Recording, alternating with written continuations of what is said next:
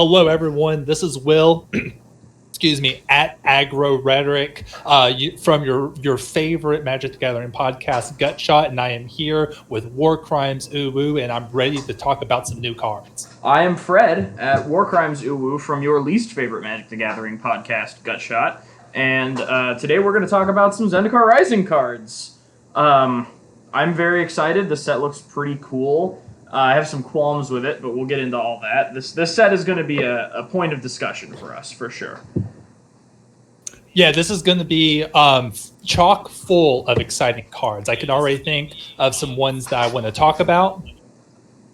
Deafen that real quick. I think we're going to have a lot of interesting discussion. Yeah. There's a lot of interesting things coming down the pipeline in this set, and a lot of things that, in my opinion, are going to kind of change the face of Magic forever. Ooh. So, all right. Yeah. I am absolutely ready to get right into it. I am as well. I just you made sure the audio looks good. Yes. I just listened to it. That's why I was kind of awkward there for a moment. But yeah, we're both coming in very loud and clear. Awesome. And as you can see, we've got face cam for me, and we've also got face cam for Will. Nice. I'm just now seeing that. Awesome. All right. So Zendikar Rising. Let's start with the bottom white card. Do you want to go first, or do you want me to go first? I'll go ahead and go first. We're going to kind of go through this, by color, starting with the commons that have been spoiled as of right now. We're doing this on Friday.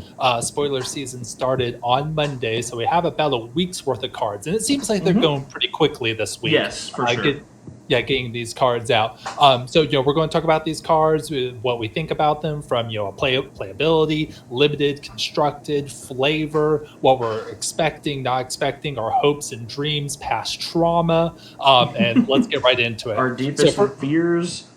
Absolutely. We're going to start with the first one, which is a Farsight Adept. This is a 3-mana, 3/3 core wizard. When it enters the battlefield, you and target opponent each draw a card. I know that people have been talking about this. White is finally getting card draw. Is this the card draw you want to see in mono white decks? No, it is not. As a matter of fact, I don't think that it is very useful. I think this should be looked at as a vanilla 3/3 for 3. Yeah. The same way as we look at like the 3-mana counter target spell, you and its controller each draw a card. The same way we just look at that as cancel. This is just a 3-mana 3/3, which is cool. Yeah. It's a 3-mana 3/3. It's not a 3-mana 3/3 with upside unless there's something in this limited format that cares about you or your opponent drawing cards, and it does not appear there is. It's a wizard for party. So, yeah. Yeah, we have to keep that in mind for those of you that aren't aware. One of the big mechanics of the set is party, which means, if something cares about you having a party or how many creatures are in your party, it's counting one each of the 4 following creature types: wizard, warrior, cleric, and rogue. So it's only ever going to count one of each, and certain cards will just care about whether you have those things. Yeah, a lot of them cost less based on that. Yeah. So keep that in mind. But before we move on, this is a perfect opportunity for me to get onto my soapbox. People like to complain that white doesn't have access to natural card draw, and that they want white to be able to have more ways to draw cards. All of these people are coming at it from the perspective of Commander, and Commander is terrible. Yeah, it's a bad format. So if white is given card draw, I really think it needs to be in the context of Commander, and I would like to see cards that are attached to like the command zone, cards that really only make sense to play in Commander. Yeah, or like based on the number of opponents you have. Yeah, in normal competitive Magic, limited, and just normal one-on-one constructed, it's correct and appropriate for white to not have natural ways to draw cards. I agree. That's what I got to say about it. And all I've got to say about this card. Yeah. So speaking of party, we have Shepherd of Heroes. I do think white should have card draw through clues when that set happens, but it should be like one of the ones that investigate. But anyway, Shepherd of Heroes.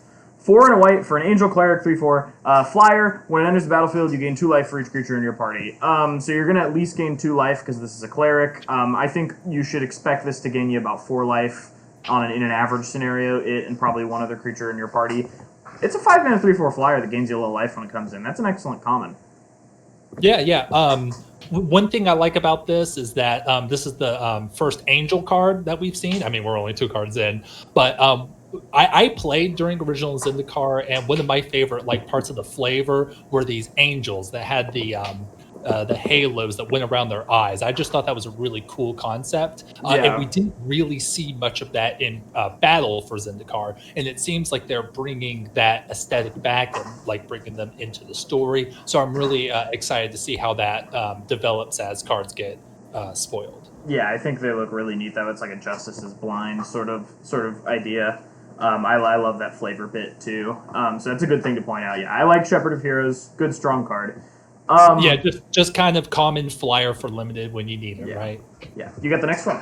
Yeah. So we got Cabria Outrider. This is a 4-mana 3/3, and it's another party creature. It's going to get when it enters the battlefield, target creature gets +1/+1 until end of turn for each creature in your party.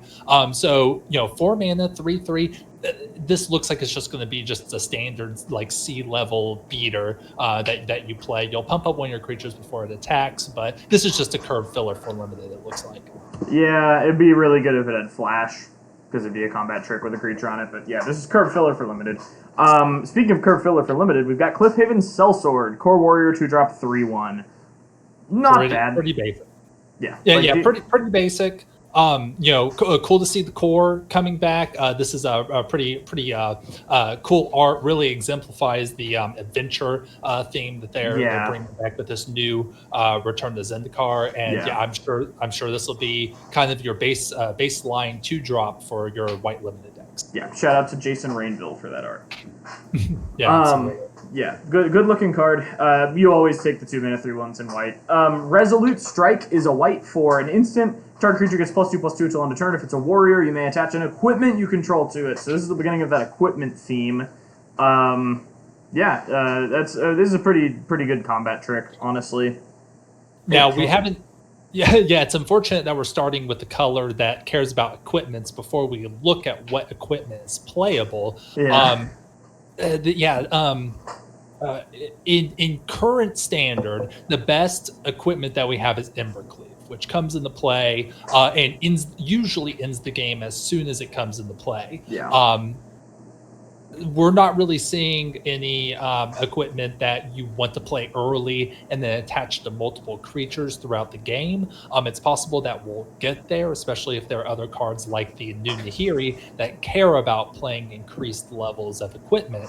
But as of right now, I'm going to say that Standard's probably not going to have any high-level equipment that you want to have stay on the field and attached to multiple creatures. So, This is a fine combat trick for limited, I think, if we get any decent equipments. That's a nice little rider. It's unfortunate that only it does it for warriors. I feel like this card would be fine if there weren't a creature type stipulation, but whatever. You got the next one. This is probably a good signal that the red-white deck, you're probably going to want increased numbers of equipment to take advantage of cards like this. Yes, I would agree for sure. All right, and the next one we have Makindi Ox. This is a 5-mana 4/4 with Landfall. So this is the first card that we have with the return of the very popular ability Landfall. So keep in mind you're going to want to have multiple ways to get increased land drops to make these cards get up to their full potential. But it has Landfall. Whenever a land enters the battlefield under your control, tap target creature an opponent controls. So this will kind of be possibly a curve topper for aggressive limited decks. You want to play this on turn 5, play your 6th land drop, tap their best blocker, and then swing in. But pretty C level card for those aggro decks. Yeah, I agree. I think this is a fine 5-mana, fine 5-drop for those decks. Curve topper at common. Yeah. You should look at this as just a 5-mana 4/4 when you're thinking about including it. Yeah, exactly. It's just going to attack and block for the most part. It's fine. Prowling Felidar, 3 and a white, 2/3 vigilance, landfall. Put a +1/+1 counter on it. This card's pretty good, I think, in the long run and limited. It's gonna get bigger and bigger. They have to answer it eventually because just 2 land drops and this is a 5/4 vigilance, or a 4/5 vigilance, which is a lot in limited. So I think this card's great. Probably one of the best commons in white in the set. Yeah, this one seems good. Love the art. It's very this is really going to tug at the heartstrings for the people who are really into cat decks and collecting cat cards. It's got a really cute cat-like creature on there with the catch of the day. I think that's going to give this card a lot of fans. happens. Yeah, I thought that was just a growth on its face. Like a goiter? Oh, I don't know. Like, I guess. Like, I don't know. Felidars have weird face growths. But yeah, Okay. like a goiter. Okay, so disfigure, functional reprint, increased goiter, 1 mana black, target creature gets -2/-2 until end of turn. Nasty. And we got our first comment for the awesome. the stream. Dilbert Adams says, "Can't put Sun Forger in Feather, so I'm unhappy." Well, yeah, that's yeah. What is Sunforger? Sun Forger is the Boros equipment that where you can pay the 2 mana to untap it or to unequip it, and it lets you search your library for instant sorcery. Why can't you put that in Feather? I don't know. Maybe it. I'm not sure. Dilbert Adams, if you'd like to, let us know why that's not working for you. Let us know, and we'll see what we can do to resolve your issue. But for now, But for now, let's move on to Practice Tactics. This is a 1 mana instant. Choose target attacking or blocking creature. Practice Tactics deals damage to that creature equal to twice the number of creatures in your party. So, it's that typical white combat trick where it's dealing damage to attacking or blocking creature, but it's predicated on how many party creatures you have, which it seems like you'll have access to a good mix of them in limited, but this might end up being kind of unreliable. Yeah, I was gonna say I think this is one of the worst of its genre. Honestly, I think you can generally rely on having like one party creature other than the card that you're playing. So I would rely on this to do 2 damage most of the time, and that's just not really very good. Yeah, I mean, I don't want to put a card in my deck that at a reasonable rate could just be 0. It's like that's not the kind of Magic you want to be playing. Yep. But great card now with great art by Jesper Acing. Seagate Banneret. White for 1/2 core warrior. You can pay 5 for creatures you control to get +1/+1 until end of turn. I like this a lot. If you're playing 1-drops in limited, these are the 1-drops you're going to want to be playing. Right, yeah. It can go down early to block 1-power creatures played early, and then has something relevant later in the game. Yeah. And it is a warrior for party. You can play it on turn 1 to get your party numbers up, and this seems like a fine card. Yeah, you got the next one. Yeah, okay. You know it, you love it. Very classic card. Disenchant coming back. 2 mana, destroy target artifact or enchantment. Just a good card to have in any sort of environment. You very occasionally can see sideboard play in standard or something like that, but just a card that always needs to be around. Yeah, I agree. Nice to have for sideboard. All right, we got Dilbert Adams has gotten back to us. I mean that Resolute Strike can't attach Sunforger to Feather, since Feather isn't a warrior. Oh, okay. Yeah, that does make Resolute Strike worse for the couple people who would want to play it. That just seems like a weird stipulation to me that it must be a warrior. I agree.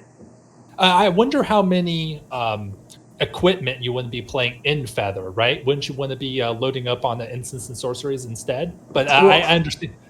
I understand why you would want to play Sunforger regardless. Yeah, we'll be on Feather Watch. We'll see if there's any good Feather cards in this set, but it doesn't seem like it so far. But the next card is Dauntless Unity, 1 and a white instant. This is the return of the Kicker mechanic, which allows you to get a bonus effect on your spell by paying the Kicker cost. Love Kicker. Yeah, love Kicker, great mechanic. I feel like it should be evergreen.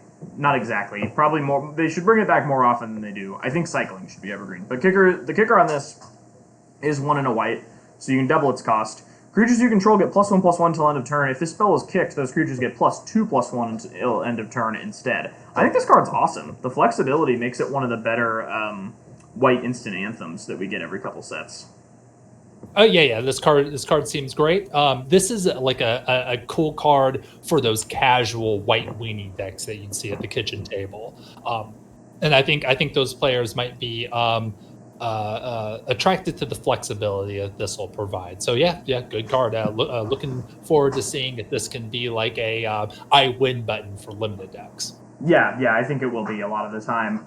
So next you've got this one. Sorry. Yeah.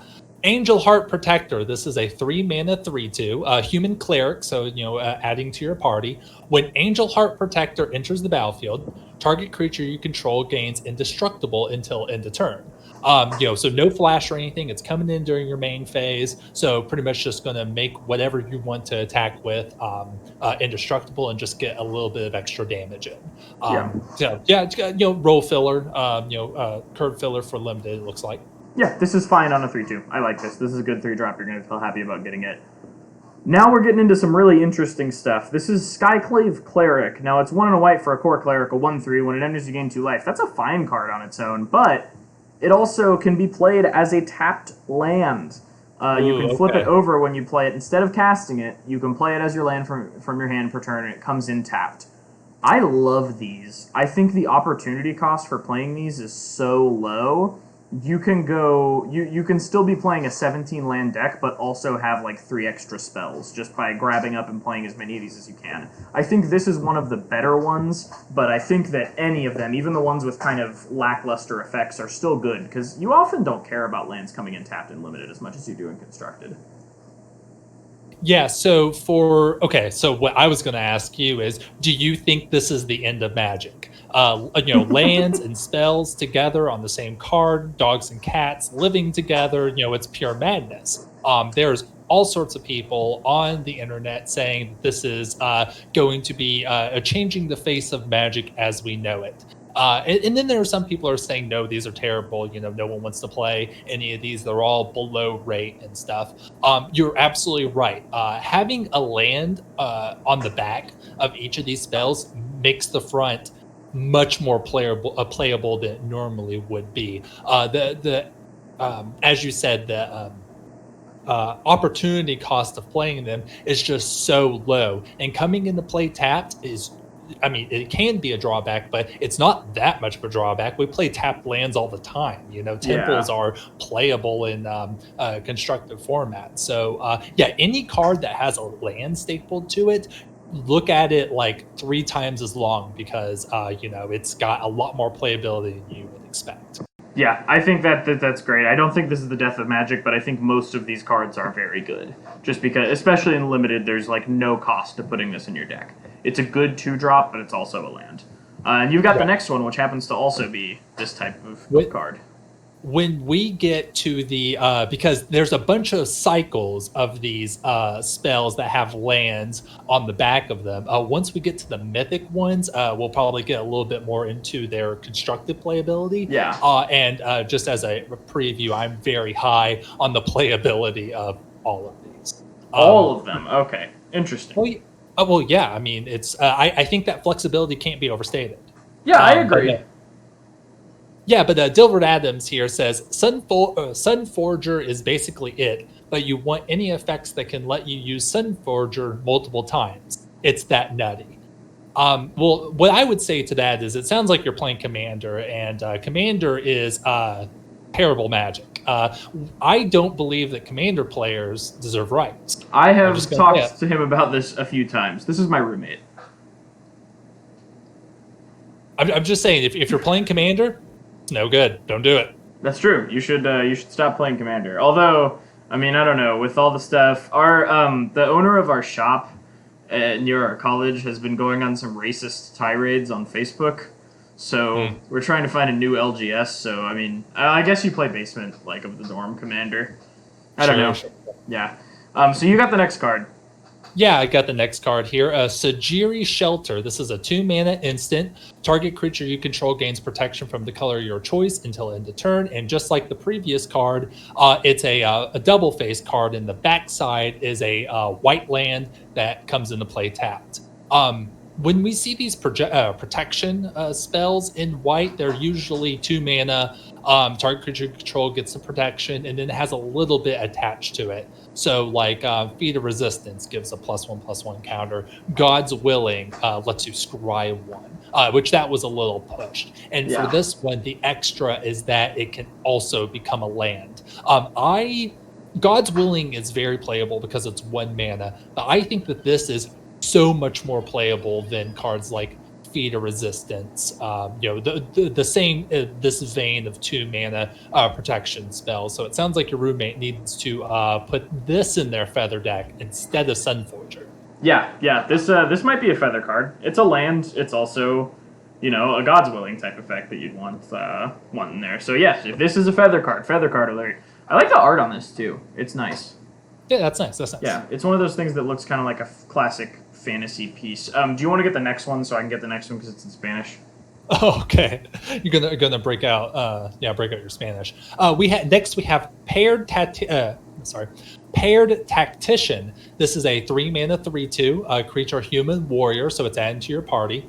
When Paired Tactician and at least one other warrior attack, put a +1/+1 counter on Paired Tactician. So this is another hint that your red-white deck is in limited is going to be warrior based. You'll probably have multiples of them, and this will grow as they attack together. Yeah. But it is still at its base just a 3/2 for 3 mana, which, from my understanding, is not really that playable. So maybe this will be good, but we would have to see how that deck plays. Oh, I think this card's awesome. It's one of the better 3-drops. Like, if you look at, there's good warriors in 1-drop there's good warriors in 1-drop. There's a great 1-drop warrior here. I'm sure there'll be a good 2-drop warrior by the time everything's done being spelled. Oh, there's one right there. Yeah. I think it's going to be good in general. I think it's one of the better uncommons. Yeah, sounds good. Sounds good. I will take your word for it. Yeah, I mean, it's obviously not going to be constructed playable.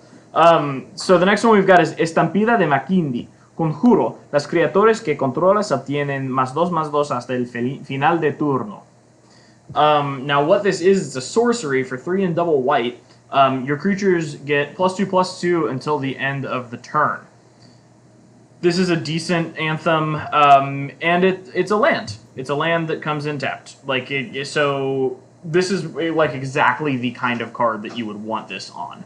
It's even more useful to have this effect than a creature that you'd want on curve, because sometimes you just don't want this spell. And if you get this in your opening hand, you can just play it as your land on turn 1 with literally no cost to you, and that's awesome. That's really good.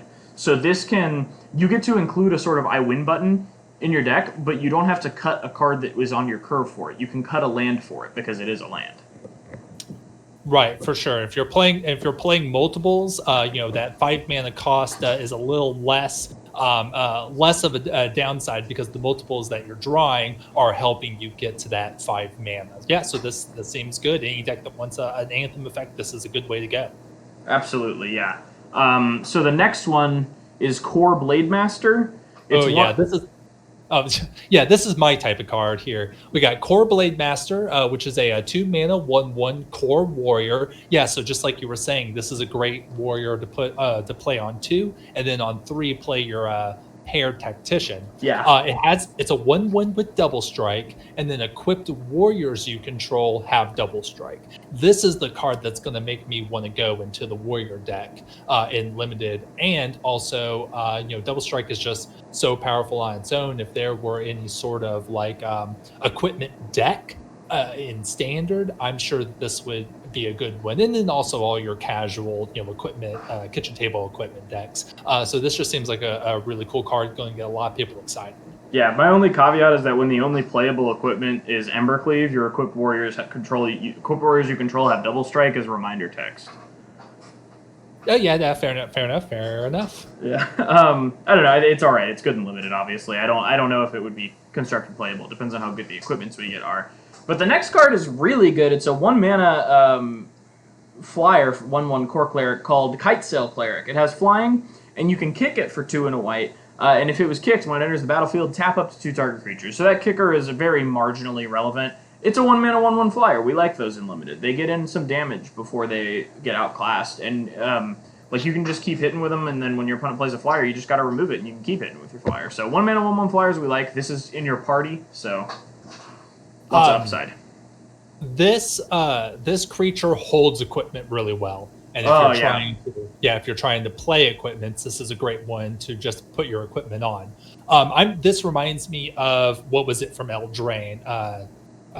Ardenvale Tactician that had the mode where you could tap and then afterwards you could play it as a 2/3 flyer. That card ended up being much better than it originally looked when people were looking at the set. Yeah.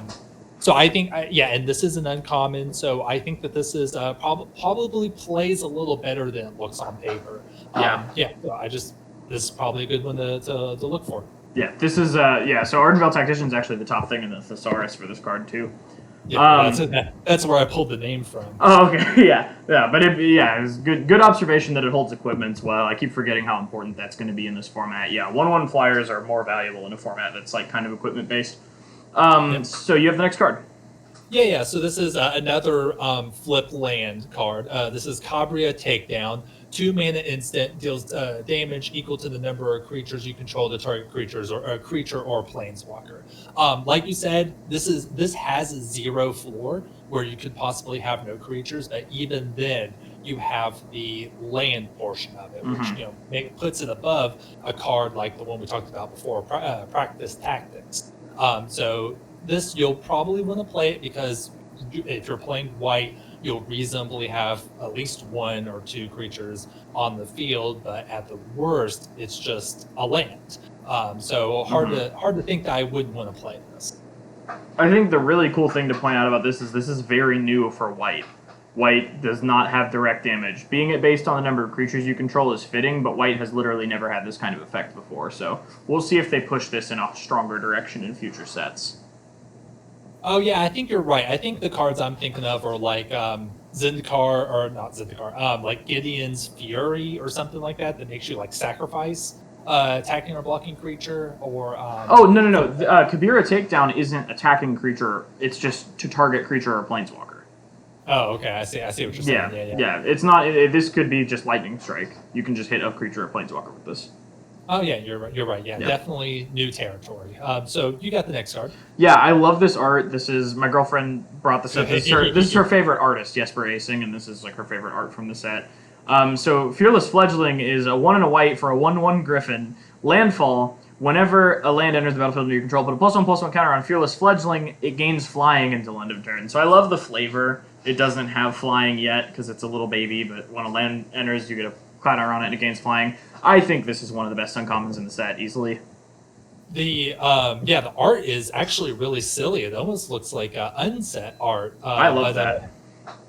Yeah, it's pretty cool. Definitely something that mainline Magic could use more of. Yeah, this is great. 2 mana. You're going to be playing lands turns like 3 through 6, even beyond, and this is just growing over and over again and flying. This is great. I would probably put this in any white deck that I draft. Absolutely, it seems like a solid flyer that grows. So happy to see it. Yeah, and you've got the next one. I love this art. Okay, Amelia Captain. This is a 4 mana 1/1 Angel Warrior, adding the party with Flying Vigilance. When it enters the battlefield, put a +1/+1 counter on it for each creature in your party. So it counts itself. So it's going to put. So it's at least a 2/2. So the 1/1's a little deceptive, but it could grow. 2 mana 4/4 Flying Vigilance. Would you play that in limited? I would play a 2 mana 4/4 Flying Vigilance for sure. A 4 mana 2/2 I'm not sure about. Oh, sorry if I flipped that around. This comes in after, let's go crazy for a minute and say like turn 1 the 1-drop warrior, or turn 2 the 2-drop cleric. Sorry, we're gonna go turn 1 Kite Cleric, turn 2 Core Blademaster, turn 3 Farsight Adept. Bada bing, bada boom, this is a 5/5 Flying Vigilance for 4. But definitely good. Yeah, you can't look at cards that way. The ceiling on this, it's probably going to be a 3/3 if you already have one other party member. It's a 4 mana 3/3 Flying Vigilance, and that's pretty great. That's just a Sarah Angel that's 1 cheaper and 1/1 smaller. And Sarah Angels are good and limited. This is a little bit more of a flexible Sarah Angel. I think this card's awesome. I think it's one of the better uncommons. Yeah, seems good. The floor seems like something that you would just play. Definitely seems like a good one. Yeah. So next we've got Attended Healer. This is 3 and a white. This is the last white uncommon revealed so far. It's a core cleric, 2/3. Whenever you gain life for the first time each turn, create a 1/1 white cat creature token, and you can pay 3 to give another target cleric lifelink until end of turn. Am I right to say this card is pretty bad?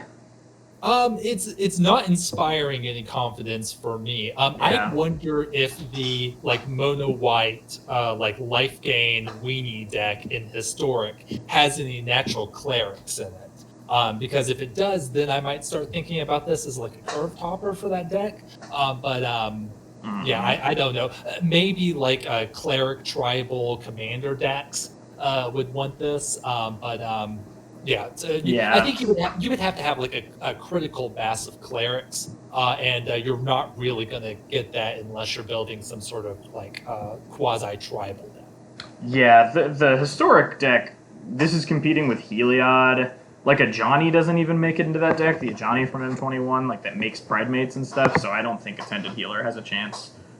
No, in Limited, you're probably going to have a pretty even mix of all the party types. Yeah. Another target cleric. Yeah, you're probably not going to be doing this much. Yeah, the floor on this is a 4-mana 2/3. It can't make either of its abilities work by itself. Yeah.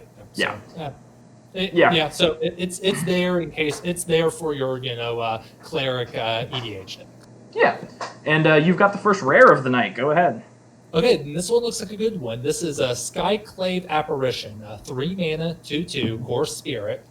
So not adding to your party. When Skyclave Apparition enters the battlefield, exile up to 1 target non-land, non-token permanent you don't control with converted mana cost 4 or less. So it's like Fiend Hunter for cheaper creatures, Questing Beast and lower.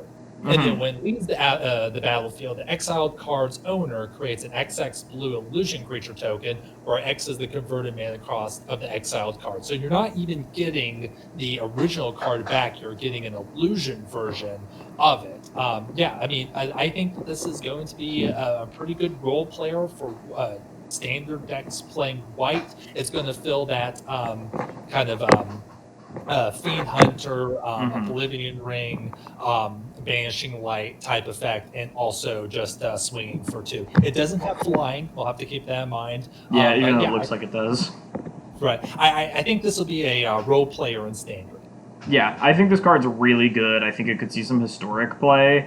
Honestly, it swipes a creature and takes the text box away from it, basically, when they get it back. Or you can swipe an artifact, you can get rid of their O-Ring, and they just get a 3/3 when they get rid of this. There's just so much this thing can do. Also, of course, it exiles tokens. Always relevant. I think this card's awesome. You'll be pretty happy to have it in Limited any given time. Yeah. This card's great. So next we've got our first equipment, and this one's a doozy. Maul of the Skyclaves, 2 and a white for an equipment. When Maul of the Skyclaves enters the battlefield, attach it to target creature you control. That's something you're going to see a lot of in this set. And equipped creature gets +2/+2 and has flying and first strike. And to equip it, it costs 4. This card's pretty awesome, I think. It comes in kind of like an aura. It's like an aura you can reuse. And I think that that's really important and really cool. +2/+2 flying and first strike for 3 mana is really good in Limited. I don't know if this will be good enough for Constructed. But just the fact that it attaches when it comes in is great. I'm looking for equipments of this type that are good enough for me to play in Modern with Stoneforge Mystic. That's what I've got my eye on. I'm hoping we see one equipment that's good enough for Stoneforge Mystic in a black-white Hate Bears token sort of deck. That's what I've got my eye on. I don't think this is quite it, but we've still got some equipment left to spoil. What do you think of this card, Will?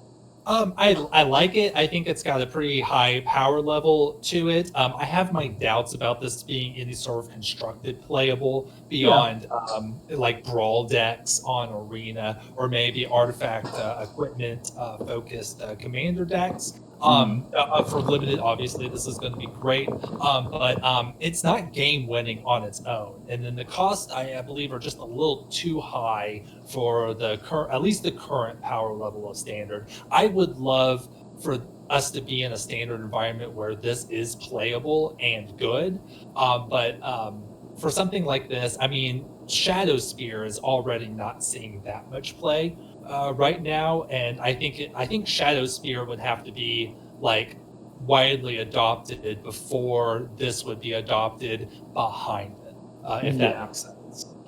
Right. I think I agree. Right. Yeah. I would love for this to be playable in standard though. This is a super cool card. Cool art on this. We do have an update here. Dilbert Adams says Historic has Ranger Captain at 4, which is probably better. I believe he's talking about Skyclave Apparition. And he also says that says non-token permanent, which is true. So you won't be able to hit tokens. Oh shit, you're right. The thing I was most excited about of that does not work. Thank you for catching that. Good call. Yes, that does not work. You're right. That's weird because none of the other ones have that stipulation. Okay. Yeah. Well, that kind of sucks. But yes, thank you for pointing that out. And yeah, this will have to compete with Ranger of Eos. Oh, I think he's talking about for Attended Healer. Oh, People okay. who might play Ranger of Eos in the historic decks. I've seen them go a little too aggro to necessarily want Ranger of Eos. Like I see them usually top out with Heliod, but yeah, I think Attended Healer does have a lot to compete with. And Will, you're going to be talking about this insane pushed card. Yeah, this one's pretty good. Luminar Asparant. I think I'm saying that right. Yes. This is a 2-mana 1/1 human cleric added to party. At the beginning of combat on your turn, put a +1/+1 counter on target creature you control. Period. It's no conditions, no anything. Automatically getting that +1/+1 counter, and it's a 2-drop. It's very cheap. I think that this is great. I definitely think that any deck, I think there will be decks in standard that will want this. Crazy and limited, obviously. Yeah, this is a pretty cool card. This is disgusting. It doesn't even say other creature. Mm-hmm. Like this can just be a bear, and then just keep getting bigger. Yeah, this is disgustingly good. This is. I don't want to be like dramatic, but you know how they joke about how like black has Dark Confidant, blue has Snapcaster Mage, red has Young Pyromancer, green has Scavenging Ooze. Is this white's iconic 2-drop? Ooh, This card's pushed. This card, am I wrong? Is this card not insanely good? No, I think it's very good. It's going to take a lot to take a Stoneforge Mystic off of that pedestal. Like people just have already decided that that's what it is. Oh yeah, that got abandoned modern. You still have to be playing a creature based like deck for this to be good. This human, maybe like modern humans would want this, and then they can put +1/+1 counters on Thalia and make their attacks a little stronger there. No, I definitely think this is pushed, and I am looking forward to see how eternal formats can incorporate this card and use it to its fullest. Yeah, it's good with like Beloved Princess too, which will be in standard. Right. So yeah. Dilbert Adams says white already has Thalia also for iconic 2-drop. That's true. Thalia is pretty iconic in the hearts and minds of Magic players, and this would have to be pretty good or prove itself to be pretty good to kind of take Thalia's spot, and that's not even thinking about Stoneforge Mystic up at the top. So yeah, I think this card's going to be good in modern. Yeah, I think that is a bet that is not unreasonable to make. Yeah. So next, I've got Legion Angel, 2 and double white, Angel Warrior, 4/3 flyer. When it enters the battlefield, you can get a Legion Angel from your sideboard and put it in your hand. Ooh, man. In my line of work, this is what we like to refer to as a spicy meatball. Yeah. Sideboard Squadron Knock, kind of. Yeah. I mean, you only get the new one right when you play the last one. And I guess if they counter it, you never get the other ones. Yeah, that's unfortunate. But just super swole hawks. This is a hashtag, or not hashtag, but a subreddit r Birds with Arms. That's what this is. Was not familiar with that. But yeah, I like this. I think it's strong. It's fine and limited because it's just a 4-mana 4/3 flyer. In constructed, like, this is not awful. Like, if you want to top off a control deck or something, like, this is just kind of like, it's kind of resilient to removal because it just replaces itself every time it comes in. Up to 4 times. Yeah, without you having to actually include the other copies in your deck and risk drawing multiples. Yeah, it does eat up some sideboard slots, but maybe if standard can devolve to the point where people are playing just like creature-based decks and attacking and blocking, this is a pretty good value engine for white decks. Maybe. I would maybe love this, for Standard to return to Monkey. maybe this plus Luminar Asparant can, turn the tides and make, white-based creature decks be good again. Yeah, I would absolutely love that. So you've got the next one. Speaking of white-based creature decks. Yes. This is Priests of Iona, 1 mana, star 2, so 2 toughness, star power. Priests of Iona's power is equal to the number of creatures in your party, and this is also a cleric. At the beginning of combat on your turn, if you have a full party, target creature gets +1/+1 and gains flying until end of turn. Obviously a plant for people building these party decks. A powerful card for party-oriented decks and limited. I don't actually like this card though. Really? It's just, what does it do? It's a 1 mana. Even if it's a 1 mana 2/2, like that, that's good, but it's like it's not breaking the game, too much. And then if you have a full party, you're getting +1/+1 and flying. That's okay, but again, I don't think that's breaking the game. I don't really think this is that powerful. What do you think? I think this card's really good. I think it's the pushed plant for party decks in Standard, like you said. I think it's pretty strong. In Standard, you could get this up to the ceiling pretty reasonably, and then it's a 4/2 that gives something +1/+1 and flying until end of turn every turn. I would compare this to, the name escapes me right now, but in Kaladesh, it was a 1 white mana for a 3/2, basically. If you had Metalcraft, it was a 3/2 first strike. Mm. And I think Party will be a little harder than Metalcraft, but this is also a little better than that card in the ceiling. Sure, yeah. I hear you. I just don't care for this card. I'm not looking to play it, in any sort of constructed sense, but I'm willing to be proven wrong. Okay. Now I'm going to be talking about a card that you have a personal slight against. Archon of Amelia, 3-drop 2/3 flyer. Each player can't cast more than 1 spell each turn. Non-basic lands your opponents control enter the battlefield tapped. Now, Will, tell us why you have a vendetta against this card. Oh, okay. So my boy, my main man, my brother, Eidolon of Rhetoric, getting pushed out of constructed because of this card. This card is Eidolon of Rhetoric plus Thalia, the second Thalia. What's the name of that one? Heretic Cathar, and there's also a 2/3 flyer. Big F's in the chat for my boy Eidolon of Rhetoric. But all is not lost. Frederick and I were talking earlier, Eidolon of Rhetoric does have 4 power. So for toughness. Yes, toughness. It has potential to see play in bolt heavy metas, but for the most part, my boy is getting pushed out constructed by this card. So, but this card on its own, it's pretty good. It's Death and Taxes clearly is going to want this card, and might even see some standard play. I guess we'll see. Yeah, we'll see. I like this card. I think it's good. So next card is incredibly boring, cringe commander card. Yeah. Yeah. Do we skip it? Yeah, it's Tazri's coming back and has a legendary creature. The return of the hybrid 2 colorless, 1 colored mana cost, and this seems to be the party commander. A 5 color party commander, and it also gets allies as well. If you're wanting to do this in Commander, this is what you're going to be looking for. But the card itself just kind of searches up creatures from your deck and puts them in your hand. That's pretty much it. Yeah, sure. But you wanted to talk about this next card, I think. Yeah. I have some things to say about this. This is Amelia's Call. This is another flip card that has a land on the back. We'll see a cycle of these at Mythic, and we've seen a few of them so far. This is 4, 5, 6, 7 mana sorcery. Create 2 4/4 white angel warrior creature tokens with flying. Non-angel creatures you control gain indestructible until your next turn.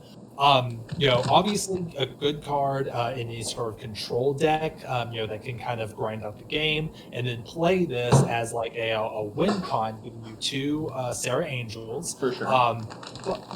But the fact that it flips over into a land that says, and let me open this so I can make sure I say this correctly.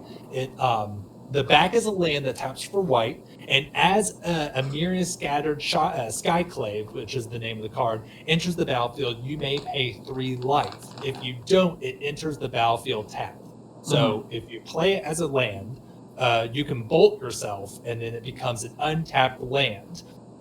This is really sparking some discussion in the community about whether this is better than a basic land. Is the cost of putting this in your deck so low because it can be an untapped land that it's a no-brainer to put these cards into your deck replacing basic lands? Bolting yourself is a cost, but is it that much of a cost just to replace one of your basic planes for a control finisher in your control deck? Lots of people are talking about whether this is going to really change the face of how at least standard Magic and maybe like the commander variants are played. Is the cost of playing this so low that it just makes sense for any sort of white deck to play this instead of a land? How do you feel about this? No, I don't think it is. I think the cards are fine, but I think if paying life didn't matter to lands, people would be the deserts from Amonkhet would have replaced basic lands in every format. Which, I mean, they see a little bit of play, especially the white one and I believe the red one. But they just don't. You're probably not even going to have to pay 3 life to those over the course of the game, and they haven't supplanted basic lands. This is, I think, a little bit less realistic to actually cast in a lot of formats than the sort of ability of those deserts, stuff like Shefet Dunes. So, no, I'm not super hot on this. With that said, it's obviously amazing and limited, because it's a land slot. It's a land slot, but it's also just a win the game for 7 mana. I am on the opposite side of this, so this is going to be my gut shot hot take here. I really do think that the cost of putting this in your deck is so low that it will be proven to be correct to play this way more than you wouldn't play this. Maybe if you're playing a super low to the ground aggro deck and you're never going to get to 7 mana, sure, but in any sort of mid-range and above white deck, I think that we'll see that it is always correct to play at least one of these because the land makes it so low low risk to have it. So very interested to see whether that becomes the case. Okay, I am going to challenge you to put your money where your mouth is and put the blue one in your Modern Infect deck. I haven't seen the blue one yet. That one's going to be a surprise for me. Okay, but you have to agree to put it in your Modern Infect deck before you look at it. Well, let me say, this, if I'm putting this into a white deck, it's replacing a basic plains. There are no basic islands in Modern Infect. But I will keep that in mind. You don't even play one to get around Blood Moon? No, we don't do that. It's always forests. But Dang. A Noble Hierarch helps with that. But I will keep that in mind, and we'll talk about that when we get to the blue one. Okay. But I think this is very powerful and more powerful than it looks. Yeah, I think there will be formats where it sees play. Really, formats where you don't have to worry about aggro very much. If aggro is still this bad after standard rotation, then yeah, these things will see play because they're all expensive so far. Next one, Angel of Destiny, 3 and double white, Angel Cleric, 2/6, flying, double strike. Whenever creature you control deals combat damage to a player, you and that player each gain that much life. And at the beginning of your end step, if you have at least 15 life more than your starting total, each player Angel of Destiny attack this turn loses the game.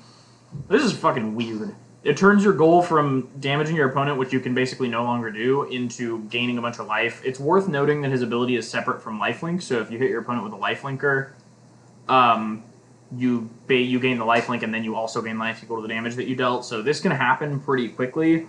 But the fact that it's not just you win the game at the end if you have 15 or more life, you have to have attacked an opponent with Angel of Destiny successfully, makes this unplayable and constructed. Yeah, this is such a weird card. What are you supposed to do with this? How are you supposed to use the middle ability where you're gaining life but your opponent's not gaining life?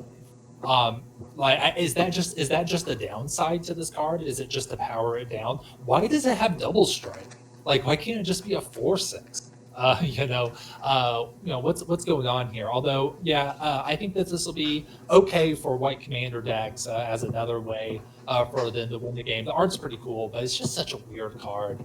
Yeah. If someone played this, I would just be like, what are you doing here? I'm going to be sad to open this as a mythic. Yeah, for sure. Yeah. Would you play this in limited? Oh, absolutely, yeah. Yeah. I guess it's a good blocker, right? Well, yeah, I am. Like, you can just attack with it, and eventually you'll win the game. Well, no, because they also gain the life. This cannot kill your opponent without the ability, right? It can make them lose the game when it attacks if you have 15 or more life more than your starting total. Yeah, I guess so. But like, wouldn't the rest of your limited deck have to be geared towards making that happen for that to be for this to be important, useful? I mean, it's just canceling out the damage you deal to your opponent. So like, if they kill this, you're still going to be like 30 life ahead. Right. Yeah. I guess you're right. I think this is still great in limited, but yeah, it is a weird card.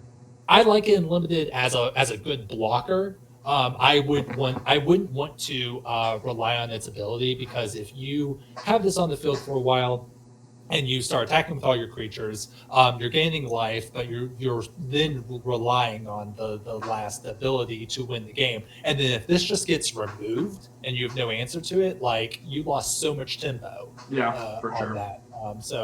I'll play it as a blocker, but I'm not looking to win off of its ability. But yeah, that is all the white cards that we have spoiled. I believe we have one more week of spoilers, so we'll get the rest of the white cards next Friday, and from now we should move on to blue. What do you think?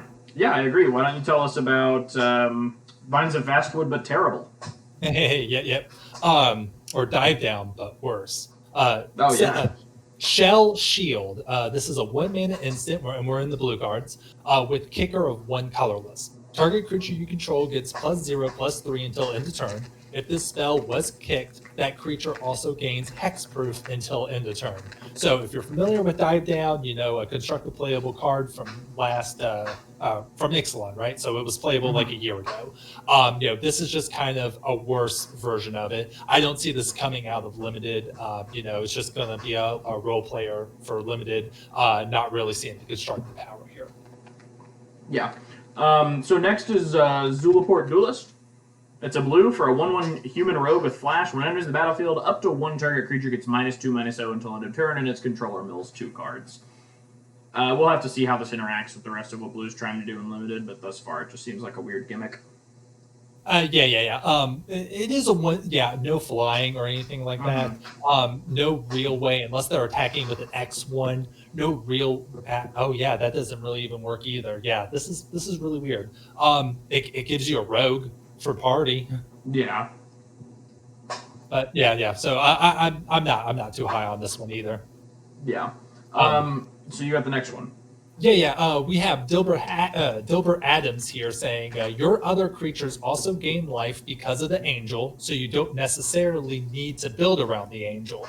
That's a good point, and that kind of just goes to what I was saying. Once the angel comes into play, you cannot damage your opponent at all with any of your creatures. It just gains both of you life.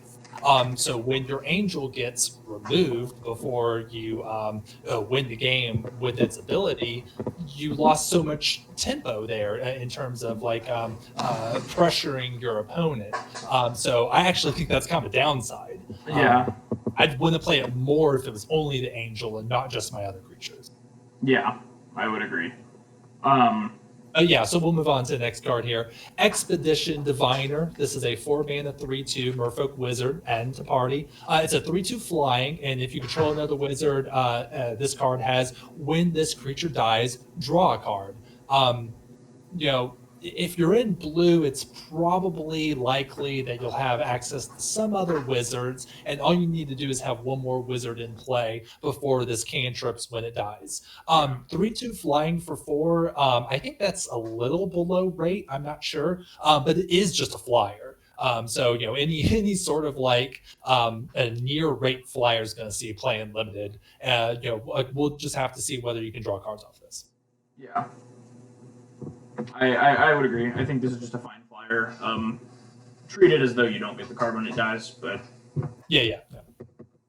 Into the Royal is a functional reprint, as far as I can tell, of Blink of an Eye or Momentary Blink. Blink of an Eye. Yeah, Blink of an Eye. From Dominaria. It's 1 and a blue for an instant. Kicker, the same cost. Return target non-land permanent to its owner's hand. If the spell was kicked, draw a card. Yeah, it's fine. Good and limited. It's like, if Remand is an abortion, then this is infanticide, but it costs 2 more mana. That was a weird analogy. Right. You're on the right path. But I gotta let you know, man, this is the OG. Blink of an Eye is a functional reprint of this card. Oh, this is fuck, the original. I look like such an idiot. No. Quick, delete the channel. No. This card, very beloved. Lots of cubes have played this since its printing. Happy to see it back. This is one of those cards that people were hoping would be we would like see again coming back to ZENDIKAR. It's good that we got it. I know a lot of people are excited about this one. Into the Royal was standard playable back in the day, and then Blink of an Eye saw some fringe standard play. So I think any sort of control deck in standard will be looking at this. It'll be great limited. This is just a good card to have. It's one of those cards that makes a lot of sense for like standard to kind of always have in it. Yeah. Kind of like a bounce spell that can be kicked for to draw a card or get a better effect. Happy to see us back. Yeah. So next we've got Anti-Cognition, which this is you. Sorry. Yeah, I'll do this. Dilbert Adams says, your mistake is now immortalized, tee-hee. So this is going to be your carrion, Grub. I will never let you forget this one. Okay, awesome, yeah. Sounds good. Yeah. This is way worse than carrion grub, though. It's just not knowing an objective fact, not just a bad prediction. Right. But this next card, it is Anti-Cognition, 2 mana instant, counter target creature or planeswalker spell unless its controller pays 2. So this is a Quench, is the obvious comparison here. Yeah. Then, if an opponent has 8 or more cards in their graveyard, instead counter that spell, then scry 2. So, it's hitting less things than Quench, but it has the late game ability to become a hard counter, and you get a scry 2 on top of it. I love this card. Yeah, I think this card's awesome. I think this will see standard play, even though it's a little narrow in terms of creature or planeswalker, so you can't get the non-creature spells. But I mean, creature or planeswalker, those are 2 pretty good things to hit. Yeah, I would agree. I think this card's awesome and limited. Might be standard playable. I think it probably will be standard playable. I think so. Yeah. At first I didn't read the creature or planeswalker part. My mind just kind of canceled that out, and I was like, whoa, this is just better mana leak. But no, not quite. Not modern playable. And this is common in the limited environment. So if you're playing limited, you need to be thinking about this card. Yeah. It's no Bone to Ash. I'd rather have Bone to Ash in limited. Love that card, but yeah, this is fine.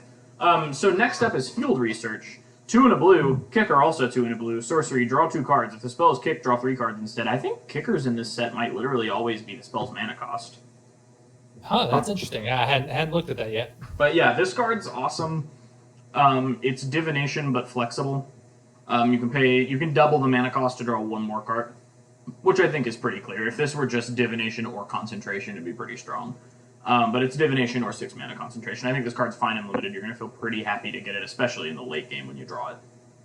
Yeah, this guy does not need to be reading in the middle of a royal-induced whirlpool like this, right? I mean, that's just those books are. I mean, ZENDIKAR, those books are valuable. Yeah, I mean, your librarian at your shitty public school would tell you this is not the condition to be reading books in. Exactly. We'll move on to the next card, Risen Riptide. This is a 3 mana 0/5 elemental. When you cast a kick spell, it has base power, toughness 5/5 until end of turn. So 3 mana becomes 5/5 when you kick a spell. There are a good amount of kicker spells. You'll do it every now and then. This is pretty solid wall that you'll play that becomes a 5/5 when you kick. I'm thinking that in limited, you probably won't be kicking this all that often. You will a few times in the game, but just to have a wall when you don't doesn't seem like it's going to get there. Yeah, this card seems bad. I mean, we could be very wrong about this. This does curve into into the Royal kicked, which is pretty good tempo play. Bounce their thing, draw a card, hit him for 5. But those are both commons. That's the only thing I want to note here. I don't think this card's good. I think I'm with you on that. Mm-hmm. I just wanted to note that little sort of synergy. So next, good of mine. Yeah. So next is Seafloor Stalker, 2 and a blue for a 2/3. Merfolk Rogue, 4 and a blue. Seafloor Stalker gets +1/0 until end of turn and can't be blocked this turn, but this ability costs 1 less for each creature in your party. So at the most expensive, it'll be 3 and a blue to give it +1/0 and can't be blocked this turn. I think this card's great for clearing gummed up board states. It's a common. You don't feel awful about playing a 2/3 for 2/3 in limited, but like late in the game, it doesn't really matter how expensive the ability is. If you are on a gummed up board state, both people have a few big creatures, this just gets in for 3 every turn. 4 even if you have like 8 mana. Yeah. You'll just have to keep an eye out for this card when you're playing against blue, and just remember that there's a common creature that reasonably can get through unblocked. It seems like a good way to clear those gummed up board states. Yep. So you got the next one? Yeah. And I know that we talked about, I'm going to try to not read these cards too much anymore, but we'll see how that works. Yeah. Glacial Grasp, 3 mana instant, tap target creature, and then lets you draw a card. This is kind of the Frost Breath of the set, and Frost Breath is really only a card you want to be playing. When you're playing like an aggro deck that kind of can get there on tempo. So this will basically depend on how fast the blue/aggressive color decks will be. Yeah, it mills too as well, contributes to that sort of theme, but I don't think that'll really do anything in this limited format. Next is Cunning Geyser Mage. I love this art by Chris Rollis. 2 and a blue. Kicker 2 and a blue, 3/2 human wizard. When it enters the battlefield, if it was kicked, bounce one other target creature to its owner's hand. It's a 3-drop on curve, but it's like a flexible mana war. I don't mind these. I think they're fine in limited. That's an expensive mana war, right? 6 mana, but that's probably still playable. Yeah. Yeah, and you can just play it as a 3-mana 3/2. Like that's totally fine. That's kind of like a bad creature, though, isn't it? It's a fine creature. It's not the worst. Sure. Yeah. I would feel pretty bad playing this unless I was kicking it to get that mana war effect. But I guess it's just kind of a role filler. Plugging in holes in your limited curve. Yeah. So you've got Cleric of Chill vibes. Yeah. Chill vibes. Yeah. Cleric of Chill Depths. This is a 2 mana 1/3 Merfolk Cleric, adding the party. When it blocks a creature, that creature doesn't untap. It freezes the creature it blocks. This probably is not going to be that great, but it does fill party, and it's kind of a more defensive leaning 2-drop. So I guess we'll just have to see how fast the limited environment is. But this isn't super exciting for a 2-drop. Yeah, this might be good in the kicker deck just for like freezing the game up until you can get to the to where you're kicking all your spells. Right. Like this on 2, Risen Riptide on 3. I think this card's fine in limited. 2 mana 1/3s are generally pretty okay in limited, and with an upside like that, it's fine. Your opponent's not going to attack. Your opponent is not going to attack into this, right? Right. Correct. Yeah, and that's good. Like if that's what you want to be doing. Sure. Yeah. So next is Cascade Seer, 3 in the blue for a Merfolk Wizard, 3/3. When it enters the battlefield, you scry equal to the number of creatures in your party. So worst case scenario, it's a 4 mana 3/3 scries 1. And that's honestly fine. Like, that's not awful. Scry 2 is really good. Like, Scry 2, I think people have decided is pretty close to drawing a card. Yeah. Right? In terms of, like, the value that it provides you. That's true. That's true. I mean, scrying is pretty good. I'm not excited about this. But, yeah, it's fine. I can see the uses. Yeah. You got Bubble Snare.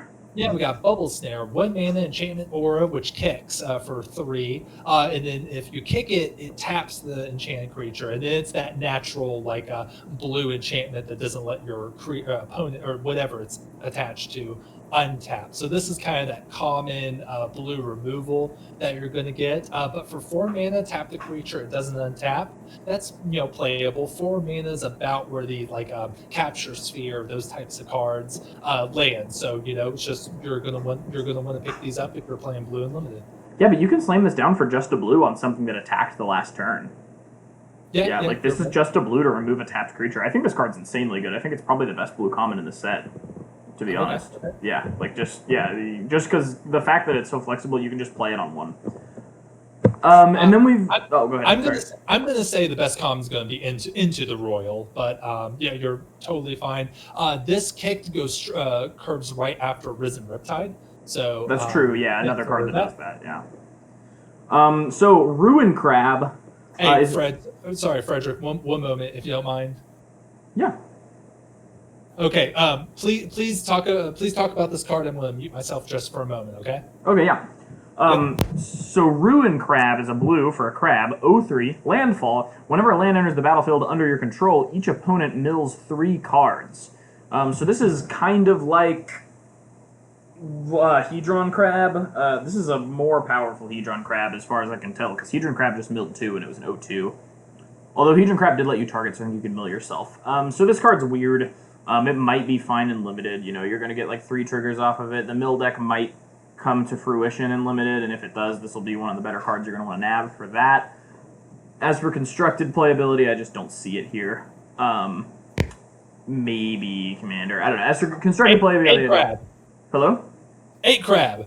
8 crab, yeah. 8 crab will be the modern deck that allegedly plays these. Yeah, this got a huge reaction. This was one of the first cards officially spoiled for the set, and people loved this thing. 8 crab was the obvious way to go when this got spoiled. Lots of people are excited about this card. Lots of people are going to try to build the 8 crab deck.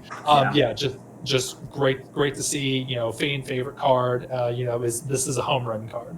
Yeah, it's a little upgrade on that. Yeah, I can see people soy facing over this. It's just not me. I've never liked Mill. I think I don't understand the appeal. But yeah, you've got the next one. Yeah, this is a Merfolk Wind Robber. 1 mana, 1/1 flying. It's a Merfolk Rogue, so adds the party. When it deals combat damage to a player, that player mills a card, and then you can sacrifice it to draw a card. Activate this ability only if an opponent has 8 or more cards in their graveyard. This is a very interesting card.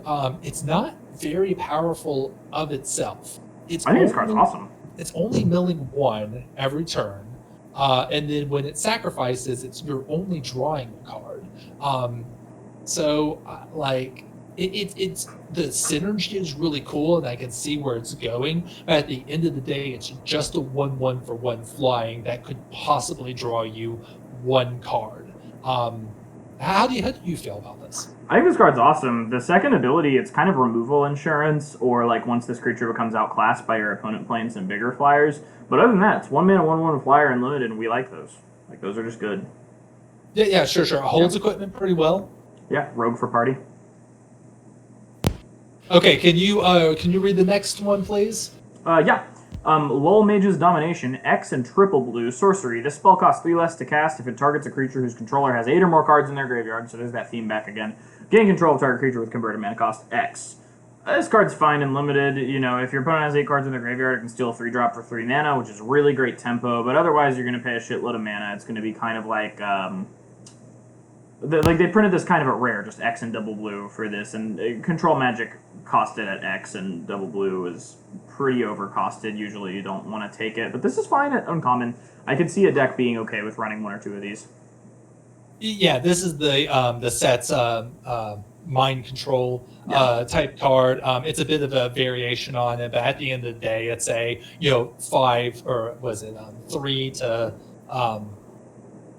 it's just the mind control effect. You'll want it. It'll be good for blue, but expect to spend some mana on it. Of some sort of type. Update on the chat here. We have Dilbert Adams saying Cascade Seer doesn't have Cascade. Biggest fail. I'm going to say that the design of the Cascade mechanic was the biggest fail that Magic has ever done. And we're just going to strongly disagree on that forever because it's my favorite mechanic. I love it.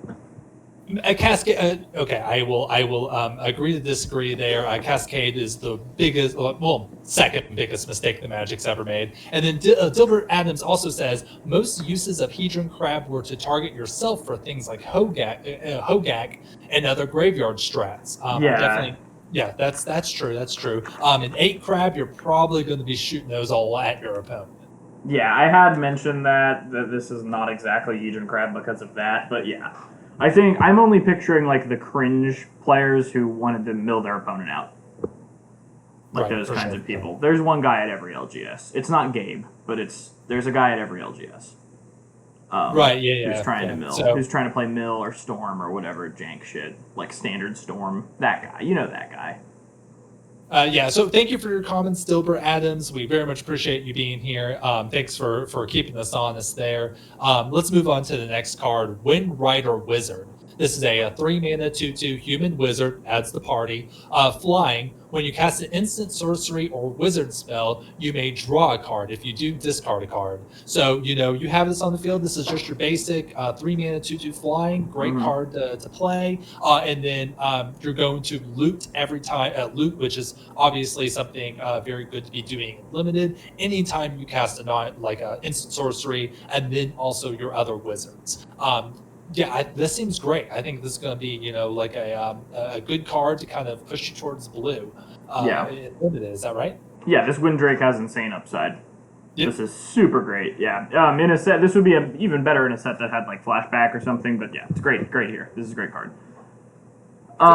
Next is Umaro Wizard, 4 and a blue for a 4/3. Whenever you cast an instant sorcery or wizard spell, Umaro Wizard gains flying until end of turn. So it's an undercurve flyer, but it can also be played as a tapped blue land. This is exactly the kind of card that you put in your deck instead of an island in limited.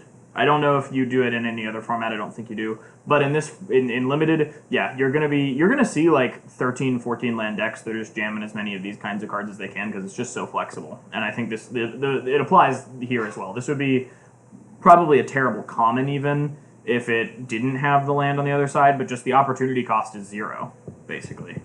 Yeah. This is just a kind of a big beater creature for blue. That'll sometimes get flying, which is upside. But with it being attached to a land, the opportunity cost to play is just so low that you will most likely play this. Because any limited deck will probably benefit from at least a 4/3.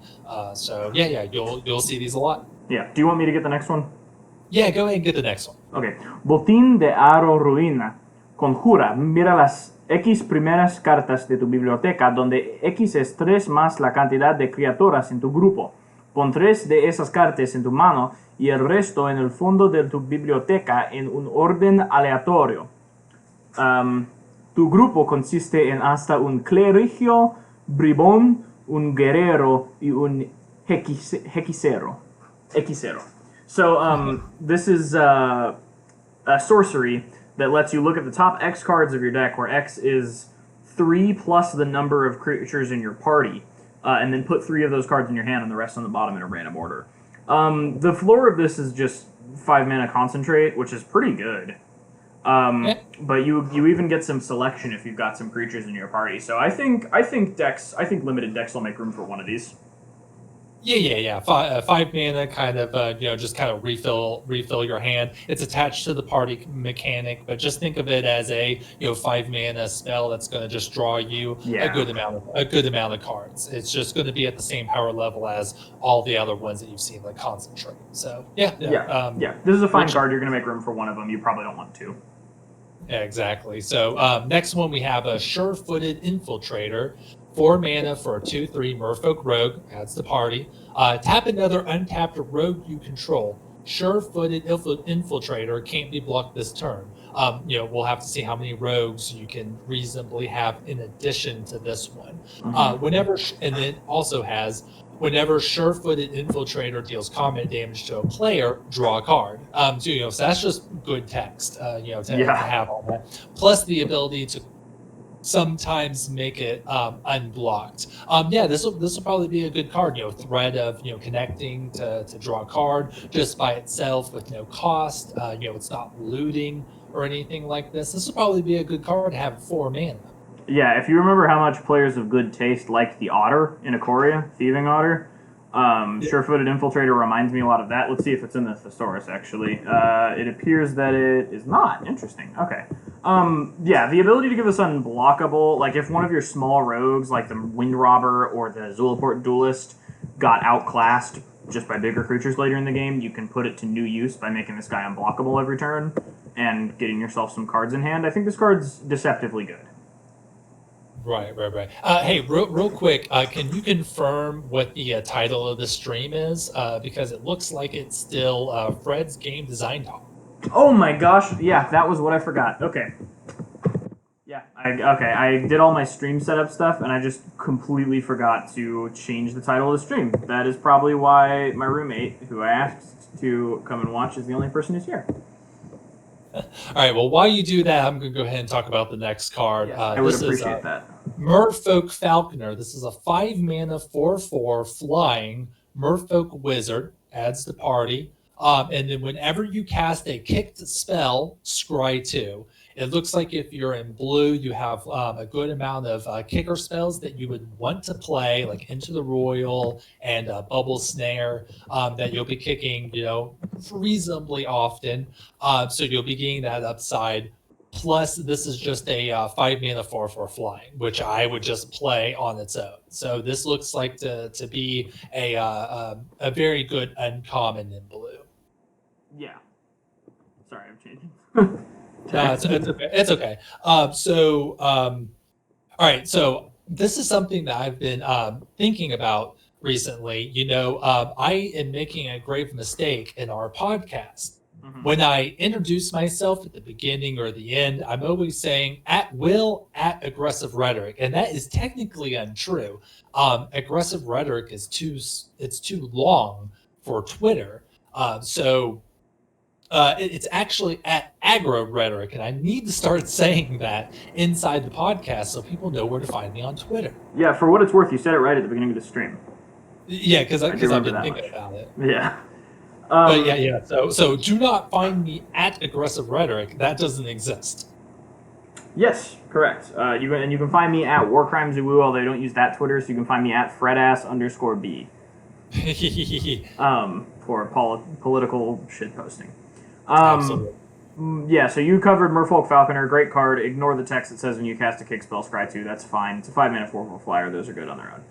Yeah, exactly. And I think that you'll get that scry 2 reasonably often, just with the good kicker spells that are in blue. Yeah, sure. I mean, for sure. Yeah, like kicking it into the Royal is awesome. Oh, and that's going to let you scry 2 before you draw the card. Yep, absolutely. Yeah. Okay, so Juari Perturbation. 1 in a blue for an instant. Counter target spell unless its controller pays 1, and it can be played as a tapped blue land. I think this is good enough to maybe be constructed playable, to be honest. Do you think this is better than Censor? That's what I was going to say. I think it's pretty much equally powerful as Censor. It's about on the level of Censor, the level of flexibility. This is like the one exception to where I'm saying that having lands attached to these spells make them so much better than they were before. Mm-hmm. I think that Censor having cycling for blue mana actually makes it a tiny bit better than this card. And the reason for that is having a land attached to the back of the spell makes it better in the early game. This card is also an early game card. It's not like with the Mythic cycle where it's like you want to play the land early and then in the late game you play the game-breaking spell. You want both of these very early in the game. Yeah. Yeah, and where Censor, its other ability, cycling, is great in the late game. So there's a bit of a tension with this card where both sides are good in the early game. You have to decide which one you want, and there isn't that clear mark. Okay, now I want the other side. Just something to think about with this card. I agree. Yeah, I think it is one of the worst of those cards. But I think in limited, especially, like in limited, this card's bad. But I think this card will see a little constructed play. I think it's fine. Like I would think of it this way: like Quench is seeing a ton of constructed play, and if you're quenching them on the same turn, if you're quenching them on curve, then this is just better. Yeah, for sure. So you've got the next one. Yeah. So this is our first blue rare. We have a Coral Helm Chronicler. This is a 3-mana 2/2 Merfolk Wizard. So adds to the party. Whenever you cast a kick spell, draw a card, then discard a card. When Coral Helm Commander enters the battlefield, look at the top 5 cards of your library. You may reveal a card with a kicker ability from among them and put it into your hand. Put the rest on the bottom of your library in a random order. It's like if you want a kicker tribal deck, this is obviously going to be an inclusion. It's a 2/2 for 3 mana, so it by itself it's not that awful. If you have, you're not really doing that much with kicker. But if you're playing any sort of kicker, this is going to draw you, a card reasonably. So. Yeah. It seems good for limited if there's no like huge other cards in the pack, but I'm probably not going to see any sort of constructed play. I don't know. I think there's enough decent kicker cards. Like Into the Royal is constructed playable. We've seen, and like Bubble Snare I think is really really decent. And there's 2 rares with kicker that are really strong that we haven't gotten to yet. So I wouldn't count it out. I think it'll be a meme deck if it exists, but I think it'll be able to win FNM maybe. Sure, absolutely. It seems like an okay card for them. Yeah. So now we've got Confounding Conundrum. 1 and a blue. When it enters, draw a card. And whenever a land enters the battlefield under an opponent's control, if that player had another land enter the battlefield under their control this turn, they return a land they control to its owner's hand. So this says no to fetch lands, and it replaces itself. This will be an interesting card to see in modern sideboards. Oh yeah. Lots of budget players and Commander will be pulling this out. It's really cool that they printed a card that's basically fetch land hate. We see all sorts of Tron hate like all the time, but now we're seeing fetch land hate. I think that this card will probably be a chase card. I think everybody's going to be wanting at least a couple of copies of this for their decks. Yeah, it says no to Scape Shift too, and like Amulet Titan and stuff. Yeah. I think that's really important. Yeah, this is just a cool card that blue players can pull out of their toolbox when they just really don't want you doing anything fancy with your lands. Yeah, for sure. Next card you've got. And it draws a card, so it's like you're not really losing anything by playing it. Imagine if Rest in Peace drew you a card. I'm not saying this is as good as that, but like this is pretty good. So you have the next one. I'm excited about this one. Yeah, this is a Thieving Skydiver, 2 mana, 2/1, kicker X. X can't be 0, so just whatever you want to pay for kicker. Flying, when Thieving Skydiver enters the battlefield, if it was kicked, gain control of target artifact with converted mana cost X or less. If that artifact is an equipment, attach it to Thieving Skydiver. So it's going to steal any of your opponent's artifacts. I don't think the equipment part's going to matter all that much. Like we said, Embercleave is the gold standard for equipment these days. Yeah. But this is going to steal like your opponent's food. Food tokens. Yes, it's going to steal like Chromatic Lantern. That kind of stuff. So obligatory steel storing in Commander for 3 mana, 2/1 flyer. That's pretty good. Like this is card is amazing in Commander. Play bad formats. Yeah, definitely a good one. We have Dilbert Adams here. Chronicler can get multi-kicker in older format. Is that true? Can it? With a kicker ability from among them. And that's kicker ability. Yeah, I think multi-kicker might be a kicker ability. Yeah, we'll have to do... I can't say I'm not a judge, but we'll do some more looking into that. Dilbert Adams also says, Conundrum doesn't stop me from scape shifting into Valakut wins. It just bounces the lands. It does slow down a lot of ramp, though, which is probably good enough. Yeah, and you have to be ready to win on that turn. Like, some Valakut scape shift decks will try to scape shift into most of the damage and then kill you slowly. Right. Dilbert Adams also says multi-kicker is a variant of kicker. I think we'll have to look at the comprehensive rules for that. Yeah, I wish that it were already on Gatherer, because I would like to see that. I'll trust you on that for now. But yeah, that'll be interesting to see if that is how it works. I have no reason not to believe you, but I don't think we've ever seen anything like that before. It's interesting. It's one of those things in the Magic rules where, like, there are arguments for and against it. It really just matters what Wizard says about it.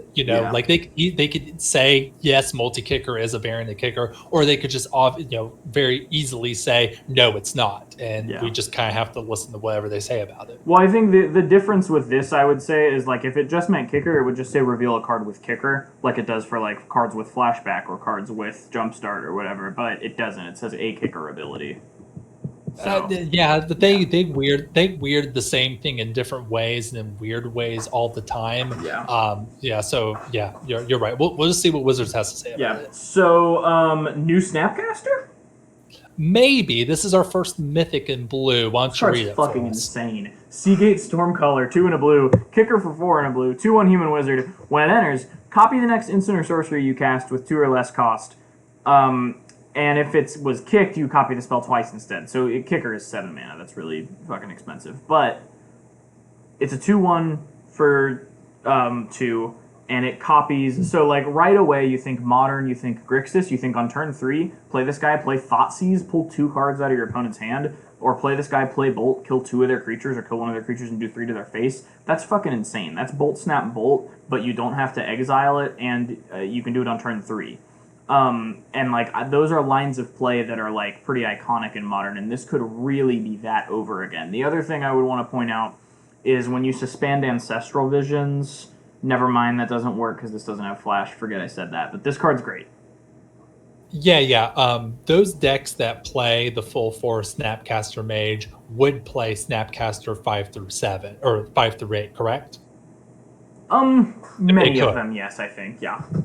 Yeah. So, and this is, I mean, obviously it's not as good, but I mean, I think it's close enough. I definitely think that this will see play in Modern and up. Just how much we'll see, but like, I mean, it's good enough.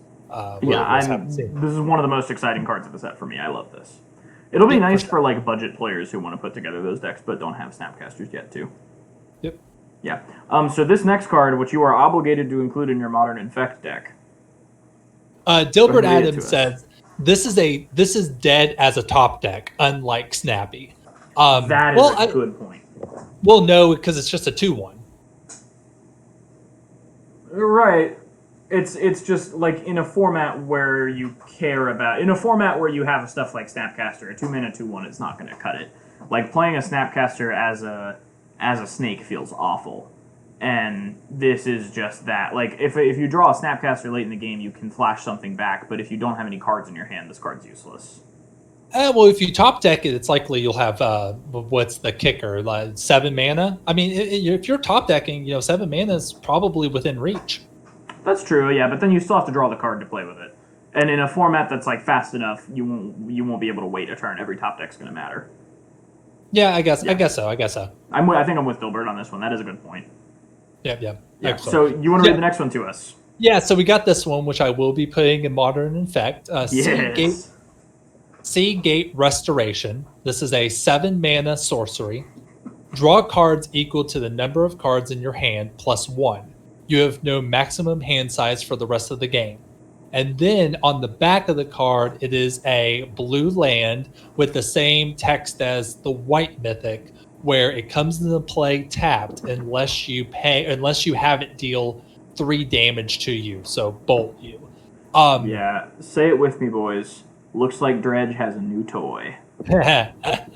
Definitely. I think that this is, again, just like with the white one, it's better than it looks on paper because the flexibility makes it to where the opportunity cost to play this instead of a basic land is so low.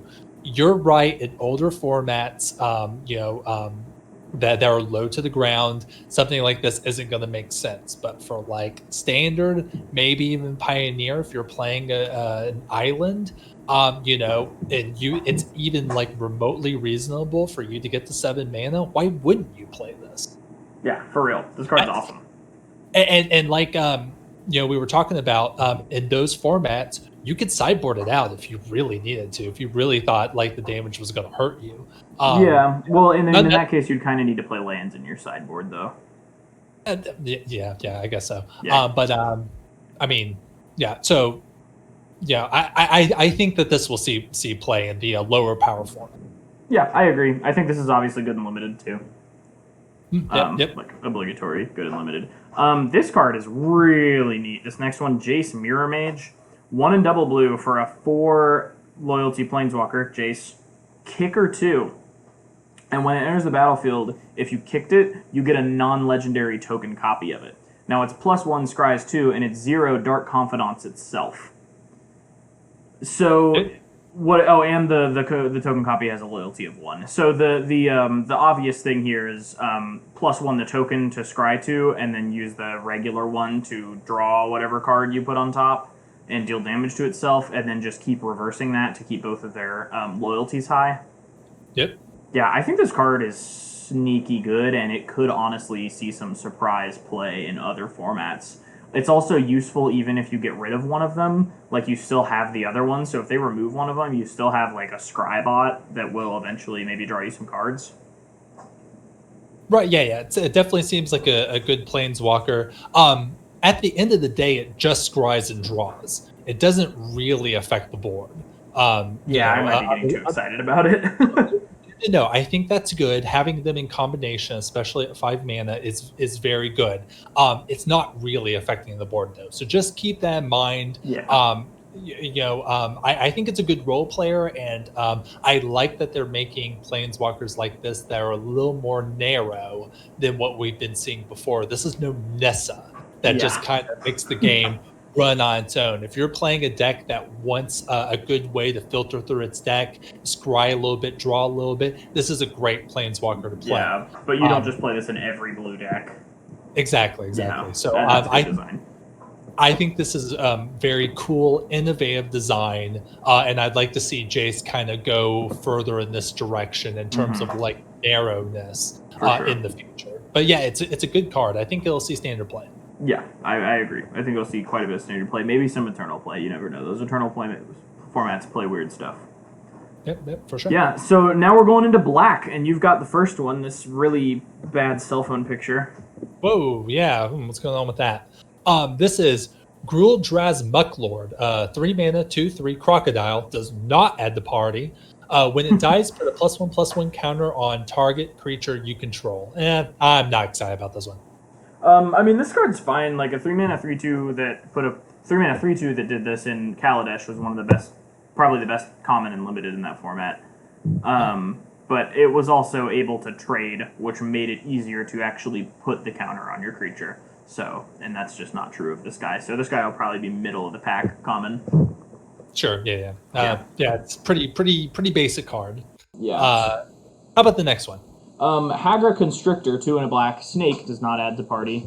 Hagra Constrictor enters the battlefield with 2 +1/+1 counters on it. Each creature you control with a +1/+1 counter on it has menace. I think you should look at the floor of this card, and on the floor, it's a 3 mana 2/2 menace. And that's not good.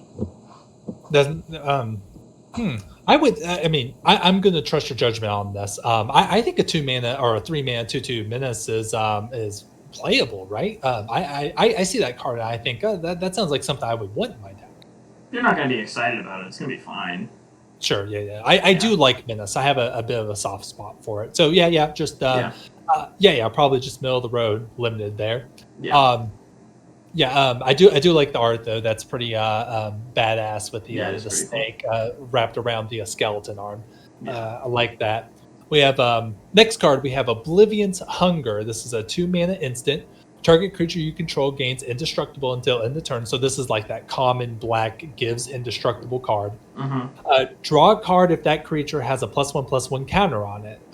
Hard to say whether that's going to really make a lot of sense. The first 2 commons that we saw put +1/+1 counters on creatures, so maybe you'll get it every now and then. With this ability that has draw a card on it is pretty good. It's very mediocre if you're not drawing a card. So in any deck where you would normally play that black indestructible spell, you'll obviously play this with maybe a little bit of upside.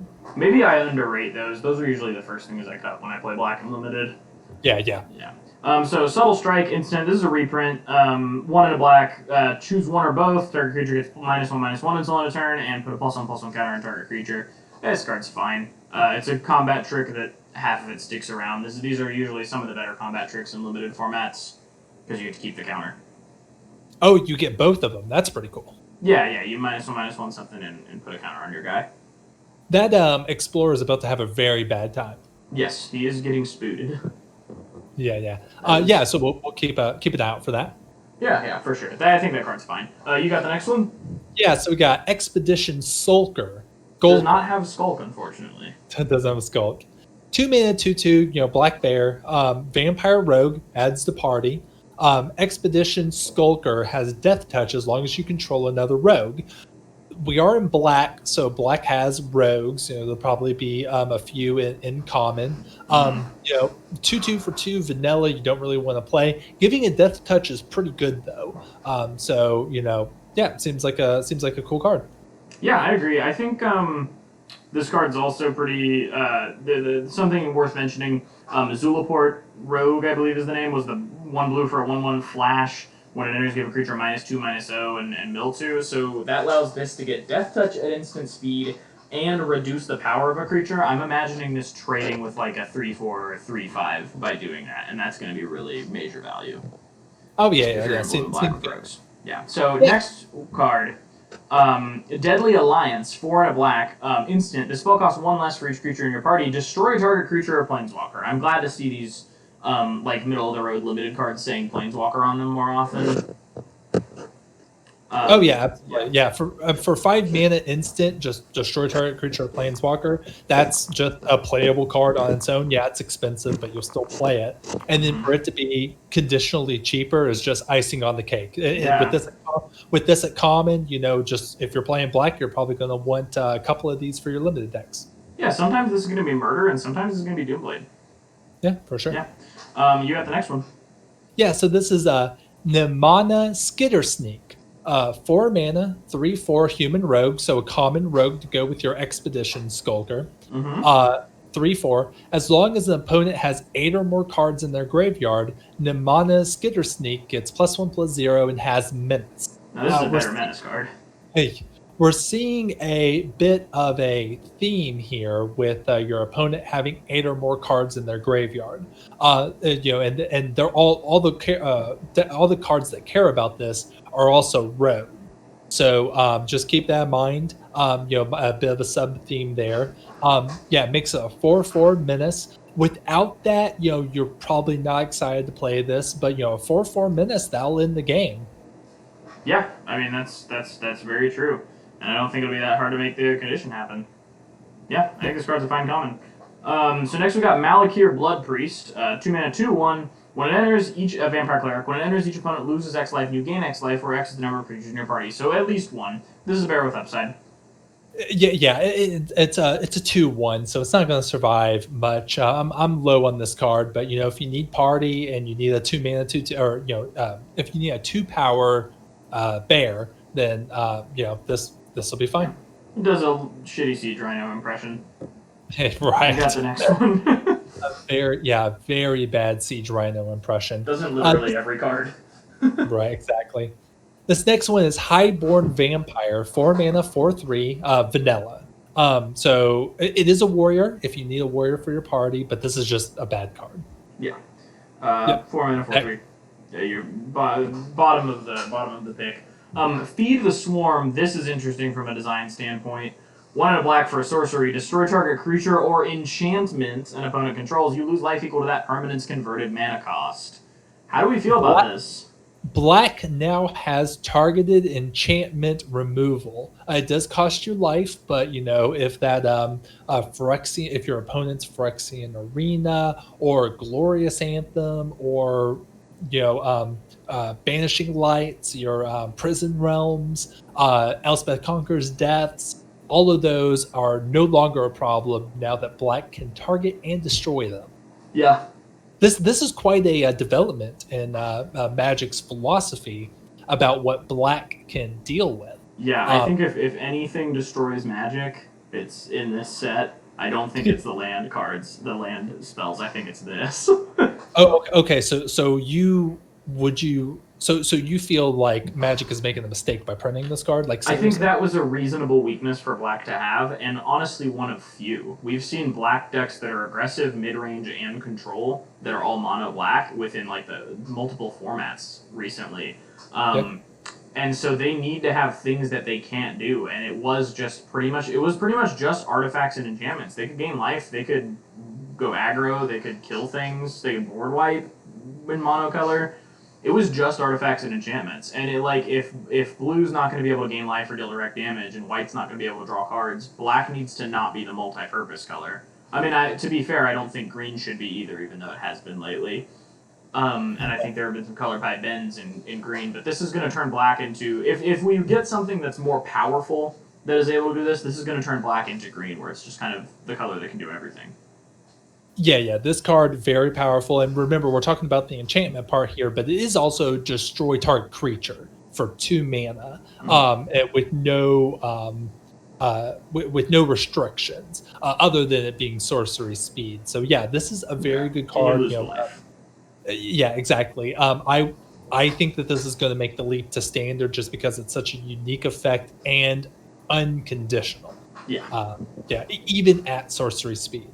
And Dilbert Adams here says, I want Feed the Swarm in Villas EDH. I don't know what Villas is. Do you? Villas, Broker of Blood. Whenever you lose life, you draw that many cards. Oh, okay. Yeah, that definitely sounds like a great inclusion. Yeah, definitely one of the best cards for that deck. I want this card not to exist unless I decide to play Mono Black Devotion in Modern, which I know Dilbert Adams also plays Mono Black Devotion in Modern, so let me know if this is going in your side order or if you need your enchantment removal to be a little stronger. Right. But yeah, so very interesting card. We're going to have to see how this one shakes out. Yes. You've got the next one. Moving on to the next one, Dreadworm, 5 mana, 5/4, Worm Horror. Landfall. Whenever a land enters the battlefield under your control, Dreadworm gains indestructible until end of turn. So kind of dorky, like black common curve topper that just kind of sits and attacks and blocks. But this has the added ability to get indestructible with your land drops. This is probably a bit better than the ones we usually see. So, if you're playing black and you need something for the top end, this is probably a good inclusion, but it's not going to take your deck over the top, so to speak. Yeah, for sure. This card's fine. It's what a black 5-drop should be in limited at common. Blood Beckoning. So this is a black, and it's got Kicker for 3. Return target creature card from your graveyard to your hand. If this was kicked, instead return 2 target creature cards from your graveyard to your hand. This is not as good as Dead Rebels, but not every version of this effect can be as good as Dead Rebels. I like the flexibility. Usually by the time you're playing this, you have 4 mana anyway, so you might as well just be getting 2 things. I kind of wish the Kicker made it a Reanimator spell instead of Return to Hand, but whatever. This card's good. This is a good card. That would be a little push, especially for 3 colorless mana. But yeah, this is just a role player. It's this kind of effect for this set. Has Kicker for things they're going to care about Kicker. Your blue black. It looks like blue has a lot of stuff that cares about Kicker. So it's just anytime you want that type of effect, this is the one you're going to play. For sure, yeah. Dilbert Adams says, in Modern, Thoughtseize has been good enough for most enchantments. I am considering Feed the Swarm, though. Yeah, okay. You're probably, yeah. Yeah, I think I agree. Like, the enchantment removal has to get pretty good before it beats just their ability to discard cards. Right, exactly. So you've got the next one. Oh, yeah. Zoth Consumption, what a name. 6 mana sorcery. Each opponent loses 4 life, and you gain 4 life. That effect, not really constructed playable, unless you're doing, like, a multiplayer formats, but this is one of the modus spells where the back comes into play tapped land that taps for black. I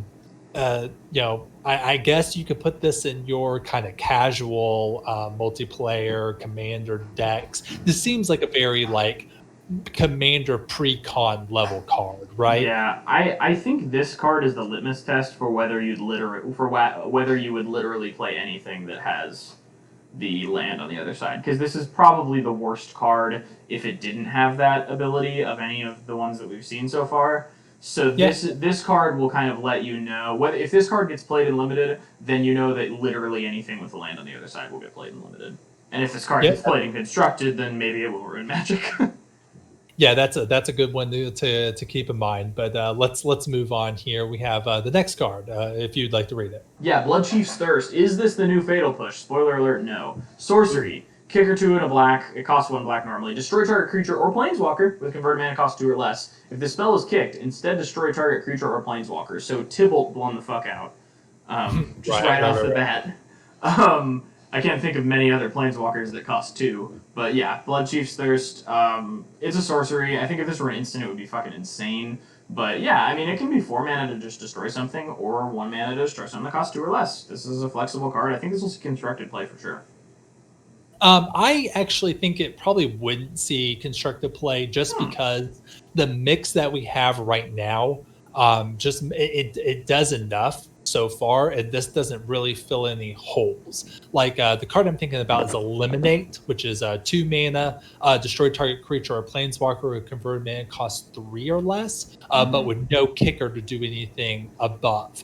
I think any deck that has cards that is just going to kill a creature or planeswalker will have the low, they'll have the eliminate for the early game, and then it'll have the cards that are instant speed and more powerful than this to Like handle Rider and whatnot. yeah, exactly. If you're already playing like Murderous Rider and like Eat to Extinction, you don't need this card. You would need something that's a bit easier to play in the early game, like Eliminate, to fill in that hole instead of this. Okay. So maybe that'll change, but for now, I don't think this is going to see standard play. Okay, yeah, I buy that. So Acquisitions Expert. This is you. Sorry, Acquisitions Expert is you. Dilbert Adams says Blood Chief's Thirst kills Wrenn and 6 for 1. Yep, that's true. Oh shit, yeah, that's true. Okay, good point. Keep that in mind, but at sorcery speed. So if you're playing a format that has a Wrenn and 6 in it, are you really going to want to be playing things at sorcery speed? I would give up my firstborn child to kill a Wrenn and 6. All right, yeah, fair enough. All right, we'll move on to the next card. This is Acquisitions Expert, 2 mana, 1/2, human rogue. So it's a rogue. We are in the uncommons now. I don't know if we mentioned that before, but so there's that. Yeah. When Acquisitions Expert enters the battlefield, target opponent reveals a number of cards from their hand equal to the number of creatures in your party. You choose one of those cards. That player discards that card. Yeah. Counts itself, so it's going to be 1. From what I understand, like these types of cards where your opponent's revealing what they want to, show to us are not playable, right? The one saw play an 8 rack. That was just a black. Your opponent reveals 3 cards, and you get to discard 1. It can get to the point where they have to reveal a land, and then you can make them discard a land. That's pretty good. Otherwise, this is a 2 mana 1/2 that makes them discard 1 card, but that's not awful. And if you have another party member, like you do get a choice. So yeah, I think this card's better than it looks. It's not as good to play on turn 2, but it can be like a Kite self-rebooter, but they don't get it back sometimes. Like that's kind of the ceiling on the card. Yeah, that makes sense. I'm low on the card, though. Okay, yeah, I'm medium on the card. This next one, though, this art by Wiley Beckert, I fucking love this art. This is so cool. It looks like kind of classic fantasy. I love this vibe. It's 4 double black for a sorcery. This spell costs 1 less to cast for each creature in your party. Return target creature card and up to 1 target cleric, rogue, warrior, or wizard creature card from your graveyard to the battlefield. So this can cost less, and it can return 2 things. Just a creature and then a party creature. Yeah, that's pretty good. This seems really, really strong. Yeah, like even just casting it for the full cost, it can be a double reanimate. And like there's some decent kind of expensive cards that are party creatures, so. Yeah. You're bringing back you're bringing back like the best creatures that you're already wanting to play. It's not just drawing. You're getting mana savings on it, most likely. This just seems great. I think all black decks are going to want this. Yeah, and limited for sure. So yeah, you have the next one.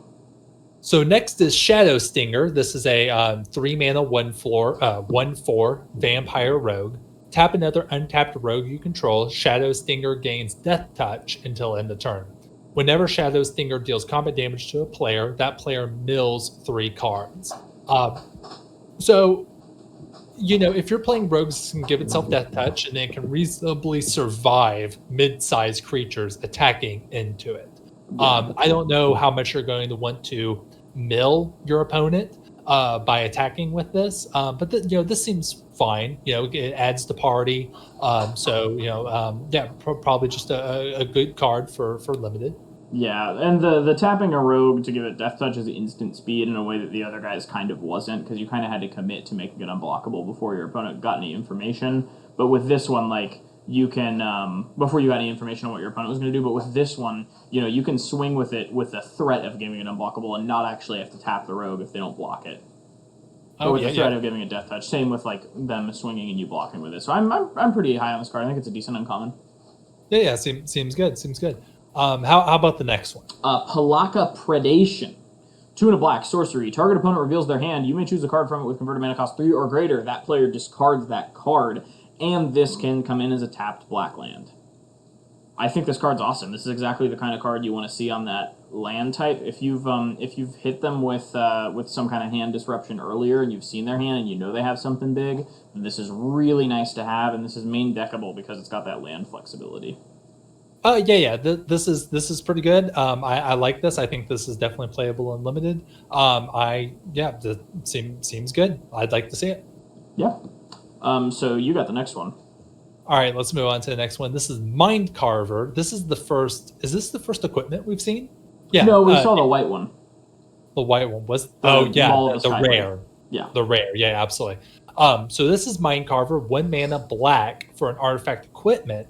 When it enters the battlefield, attach it to the target creature you control. We're seeing a lot of that in this set, so keep that in mind.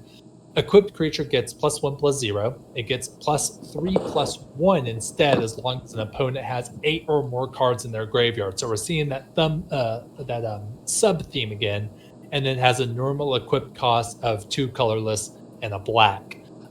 So this seems kind of medium for me, because if it's just normal, it's +1/+0, which is not worth a card, even if it's attaching for 0. But you have other cards that are actively milling your opponent, and it's not unreasonable for your opponent or for both players to just naturally get to 8 or more cards in their graveyard throughout the course of the game. Yeah. And then at that point, +3/+1 seems a little better. So I don't know. I'm low on it, but if you feel like you need it, eventually late in the game, it will become +3/+1, and it's great for your like cheap blue flyers to have, or some of these creatures that can become unblockable, that kind of thing. Yeah, for sure. So I've got Lithoform Blight. This is interesting, Fucktron. 1 and a black for an aura, enchant land. When it enters the battlefield, draw a card, and enchanted land loses all land types and abilities, and has tap, add a colorless, or tap, pay 1 life, add 1 mana of any color. Tron Hate, I don't really know what else you'd want to put this on, but it's kind of it's in the vein of like, God, what's the name of the card that's like a Merfolk tribal sorcery? You know what I'm talking about? That turns something into an island and you draw a card? Sorry, I don't know what you're talking about. Okay, cool. Merfolk played it, because the Merfolk all have Island Walk. And it makes something an island. But yeah, this card's fine. This is Tron Hate in black, which was hard to come by previously. You're thinking Spreading Seas. Yeah, Spreading Seas. Yeah, this is Spreading Seas. I imagine it will be in the thesaurus if we click on this. Yes, yeah, it's the top thing. Yeah. So, this seems like a cool card. Drawing card's pretty great. I think this is really more for like standard, for getting rid of those random utility lands, like a Labyrinth or a Blast Zone. Well, that's rotating, but creature lands, any more like utility lands that ZENDIKAR is going to give us. So this is just something to keep in mind for black to deal with non-creature non-basic lands in standard, is how I would be looking at this. Yeah, I would agree. So you got the next one. Yeah, so this is Demon's Disciple, 3 mana, 3/1 human cleric, adds to party. When Demon's Disciple enters the battlefield, each player sacrifices a creature or planeswalker. So a bit of a twist on Plague Crafter, which is rotating, but definitely worse. Adds to party and kind of fills that role, although not as powerful. So just keep that in mind. Yeah. So next is Black Bloom Rogue. This is one of those cards that can come in as a tapped black land. It's 2 and a black for a 2/3 menace, and it gets +3/0 as long as the opponent has 8 or more cards in their graveyard. This card, I think, is great. This is what you're looking for in a 3-drop menace creature compared to Hagra Serpent. Yeah, this card's awesome. It can just be a 5/3 menace for 3 late in the game. Like this, it scales with the late game. This might be the best uncommon land spell. I think it definitely is. Yeah, seems good. Just it's a solid creature that also can become the extra flexibility of a land. Yeah, Yeah, just seems either good. this or Thwart the Grave is best black uncommon in the set, for sure. Right. Yeah. Now you've got the first black rare. Okay, Dilbert Adams says, I'm hot on lithoform blight as another contaminated ground / spreading seas type effect. Yeah, Also, he plays mono black devotion in modern, and he has some trouble with Tron. also love the flavor, and it's making me excited for the story. Oh yeah, for real. Lithoform blight doesn't get rid of the name, so the other two Tron lands still work. So, Oh fuck. yeah, I guess that's true. Wait, Yeah. no, it gets rid of the land types, and that's what it cares about, right? I don't know. But if you want to look that up, yeah, feel free to, and I'll move on to the next spell here. Yeah. This is our first. Yeah, go ahead. No, it's correct. Yeah, the lands have the subtype Urza's Mine, Urza's Power Plant, and Urza's Tower, and that's what they care about. Oh, okay. Yeah, they care about the subtype. Okay, so moving on to the first black rare. This is Tabarax, Hope's Demise, 3 mana 2/2, Demon Cleric. So adds to party. Keep that in mind, even though it's a really evil looking guy. Flying. Tabarax, Hope's Demise has lifelink as long as it has 5 or more +1/+1 counters on it. And whenever another non-token creature you control dies, put a +1/+1 counter on Tabarax. If that creature was a cleric, you may draw a card. If you do, you lose 1 life. So this is, yeah. It's a reasonable rate flyer that is going to give you value when your creatures die. Maybe you're actively doing that. Maybe it's just through the normal course of the game. It gets bigger and then it gets life. This is great. Yeah. This card's awesome. Great and limited, obviously. If it gets big enough, it's going to gain you that life back. If there's a standard clerics deck, this is going to want to be in it, like a cleric aristocrats type deck. Yeah, 3 mana for a 2/2 flying. That's just a good rate. Yeah. So this next card, this is literally my favorite art in all of Magic. That's not by Wayne England, and unfortunately Wayne England passed away. He can't make any more art. But the use of negative space, the symmetry of the outer area with the asymmetry of the way the dragon is drawn, this is just so beautiful. The geometric shapes in the edges of the sort of spear that's going through him, paired with the sort of curling of the wings, and it's just so much really good juxtapositions. Wiley Beckert knocked it out of the park. I want a print of this if that's available. This is literally my favorite art in all of Magic. I think it's so pretty. Yeah, it looks really cool. Yeah, it's an instant for 3, Soul Shatter. Each opponent sacrifices a creature or planeswalker with the highest converted mana cost among creatures or planeswalkers they control. This is a good removal spell, I think. It gets around indestructible and hexproof without, even if they have another creature that's cheaper to sack, they can't just, fetch a Dryad Arbor or whatever to get around it. God, this art is so good. I want a print of this or a playmat of this if that's available. This is the most beautiful piece of art on a Magic card, in my opinion. Yeah, this is pretty cool. It loses a little bit of flexibility because it's choosing, because it's sacrificing, but your opponent's highest converted mana cost creature is or planeswalker is usually the thing you care about the most, right? There will be times where you would want to get rid of something else, but most of the time that's what you're trying to get rid of anyway, right? Yeah, for sure. Yeah, so I think this is good. I think this will see play in standard. I think this is really possibly good. Pioneer Historic too. I'm putting my absolutely. money on that. You got the next one. This is pushed. My another friend of mine sent this to me, and he was like, "Oh, this is crazy. Look at this." And I looked at it, and I was like, "Oh, this is just like Vampire Nighthawk." And then I read the name. Yeah. Nighthawk Scavenger. This is a 3 mana, 1+ star for the power, and then 3 for the toughness. Creature, Vampire Rogue, so it's adding the party. Flying, Death Touch, Lifelink. I wonder where I've seen that before. Right. Nighthawk Scavenger's power is equal to 1+ the number of card types among cards in your opponent's graveyard. Cards in graveyards have only the characteristics of their front face. So keep that in mind. Yeah. Just a little bit of reminder text there. Vampire Nighthawk, an all-star of standard of its time, cubes all over the world. This is just your opponent's going to have different stuff going on in their graveyard. This is just, pretty much just think of it as a Vampire Nighthawk that's going to be a little bit better sometimes. Yeah, if they play a Rip, then this is bad, but, you know.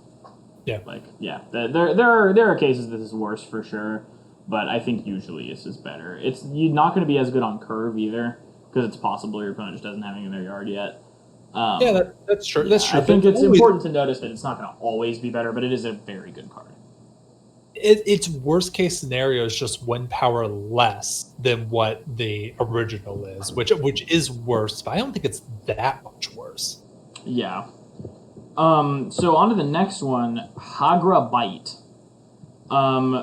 This is 4 mana, or if your opponent controls no basic lands, it's 3. And it destroys target creature. So this is just murder if your opponent doesn't control any basic lands. And, like, if people are playing these flip lands so much, then, yeah, you know, like, that'll be a pretty easy condition to meet, especially against, like, greedy mana bases. This is great against Tron. It's murder, and on the other side, it's just a tapped black land. This is great. Yeah. I think this is fine just to play at 4 mana. Like Vraska's Contempt, sees play, Eat the Extinction, sees play, and those have extra stuff attached to it, but you're not really playing it for that extra attached stuff. You're playing it because it's instant destroy creature. Yeah, those are both exile, and they can hit planeswalkers too. Yeah, so, that's true. That's a little bit. Yeah, I don't think this is as good as either of those. I'll put it that way. Well, I think that the land attached is going to put them on the same playing level. Okay. Again, having the land's just going to make it so much more flexible that you would still play it. So I think this is on the same level. I think I'm going to have to disagree with you. You can prove me wrong if we watch this, see some standard play, but I think getting rid of gods and planeswalkers is just too important. Sure, yeah, absolutely. Yeah. All right, you got the next one. Yeah, so this is Coveted Prize, and you cannot tell me that this isn't Nicolas Cage in the art here. This has to be a National Treasure reference here. Coveted Prize, 5 mana sorcery, costs 1 less to cast for each creature in your party. Search your library for a card, put it into your hand, then shuffle your library. If you have a full party, you may cast a spell with convert mana cost 4 or less from your hand without paying its mana cost. This is, this seems to be the demonic tutor type card for the set. To search. I don't think this is going to see constructed play because I don't think people are going to be playing constructed decks where you would naturally have a full party. You play this in limited, obviously, and it'll be great. I don't think this is going to make the jump to constructed. Yeah, the only caveat I would say is, so we know that Outlaw's Merriment can make 3 of the 4 party members, and if you can have a way to make a wizard, this is 1 black to just grab another Outlaw's Merriment and put it into play. Yeah, that seems good. And there are a lot worse things you could be doing there, but that might be a little magical Christmas land, and I want to be unbiased as much as I like Outlaw's Merriment. I think normal Magic decks are not really going to want this. Okay, that's a nice way to put it. So the next card, Inscription of Ruin. This is a cycle. We've only seen the black one and the green one, I believe. But Inscription of Ruin is 2 and a black for a sorcery. Kicker for 2 and double black, so 7 mana. Choose 1. If the spell was kicked, choose any number instead. Target opponent discards 2 cards. Return target creature with a converted mana cost 2 or less from your graveyard to the battlefield. Destroy target creature with converted mana cost 3 or less. This card feels not worth kicking. Like at that stage in the game, it won't be worth it, but this card is definitely good if you ignore the kicker cost. The kicker cost is one of those things that's probably going to just make you think less of this card, because it's either Mind Rot, which is really good if it's good and really bad if it's dead in your hand, but it's Mind Rot that will never be dead in your hand because it can bring a little cheap thing back, or it can kill something later in the game if they still have a 3-drop. This is definitely the set that is showing us that flexibility is king. Yeah. At 3 mana, having these 3 different selections will make this pretty good. It kind of reminds me of Orzhov Charm, which is in the Thesaurus. Orzhov Charm ended up not really seeing that much standard play, even at 2 mana. But this is a supercharged version of that. So I think that this will make it standard. Yeah, the Mind Rot is really important. Yeah, Mind Rot is probably the one you'll be choosing. This one and that one in the destroying creatures, I think will definitely be where you're looking at. Flexibility makes this awesome. I think it'll be standard playable. You've got the last card and the only black mythic we've seen so far. Oh yeah. Classic character here. This is Drana, the Last Blood Chief. 5 mana, 4/4 flying vampire cleric, adds to party. Whenever Drana, the Last Blood Chief, attacks, the defending player chooses a non-legendary creature card in your graveyard. You return that creature. You return that card to the battlefield with a +1/+1 counter on it. The creature is a vampire in addition to its other types. So 5 mana, 4/4 flying. A good rate. It doesn't have to connect. It only when it attacks. Yeah. You get the extra thing. And just getting the card put into play. This is great. And in like some formats, like in Modern especially, you can delve away everything else, and then they have to give you the creature you want. Oh yeah, absolutely. That's great interaction there. This is just a good card. If we can, if like a rock Jund type deck can exist in Standard, I think this is a shoo-in for it. Yeah, I think maybe. Yeah, I think it might be a little greedy. It dies to removal, and if Elder Gargaroth isn't seeing play, I think this might not either, just because it does have to attack. It's not like an ETB thing. But yeah, I think we could see this seeing play. Yeah, it's just, If you need a creature that can create value if it stays on the field, this is a good one. Yeah. So real quick, it is 8:10. We have 2 colors and then colorless and multicolor to get through. If you can stay till 9:30, we can definitely do it. But if I want to be respectful of your time, and if not, we can decide where to stop. Now let's power through. I may be a bit more abbreviated on the commons and uncommons. Commons, but we can keep going. Okay, yeah, for sure. All right, we will be quicker on the commons. Red, I go first. Spitfire Lagak. 3 in a red for a lizard, 3/4. Landfall, deal 1 damage to each opponent. This card's not great. It's fine. You'll be okay with playing it as a 4-drop on curve. Dude, the Lagak is back. All right, Will's excited about this one. No, the card is medium, but okay. I love the name. We had the Lagak that was limited playable in Battle for Zendikar, I believe. Lagak. I mean, yes, exactly. The Lagak is back, and I am for it. Yeah, it's pretty good. Yeah, move on to the next one. Grotag Bugcatcher. This is a 2 mana, 1/2 Goblin Warrior. Adds to party. Trample. Whenever this card attacks, it gets +1/+0 until end of turn for each creature in your party. So 2/2 Trample. Is the floor where when it attacks, it could be better. If you play a party, another party creature on turn 3 when it can attack, it becomes it becomes a 3/2 attacking. That's pretty good. I think this is going to be a good one. Yeah, I think this card's great. It's one of the better 2-drop commons. Probably the best 2-drop common you can get in red. So Akum Hellhound is red for an 0/1. Whenever landfall gets +2/+2. This is an homage to Step Links. How do you feel this compares to Step Links? Yes. I'm pretty sure in one of our podcast episodes, I was saying that we weren't going to get Step Links back, and I think that this proves me wrong. Well, this is weaker than Step Links. Well, yes, it's not Step Links, but it's close enough. And I think this proves you right. I think. Look, I think that this card is going to make I think this is going to make the existence of a aggro-styled landfall deck, which is what people want. When people think of the landfall mechanic, they're thinking of cards like a Plated GOP, Step Links, that kind of stuff. And this is very much in that vein. So hopefully we'll get a couple of other creatures that are aggressive, costed, aggro-oriented, and have landfall. And I think that people will definitely try to make this work in Standard. Yeah, I agree. So Synchronized Spellcraft. This is you. Sorry. Oh, yeah. Synchronized Spellcraft, a 5 mana instant, deals 4 damage to target creature and X damage to that creature's controller, where X is the number of creatures in your party.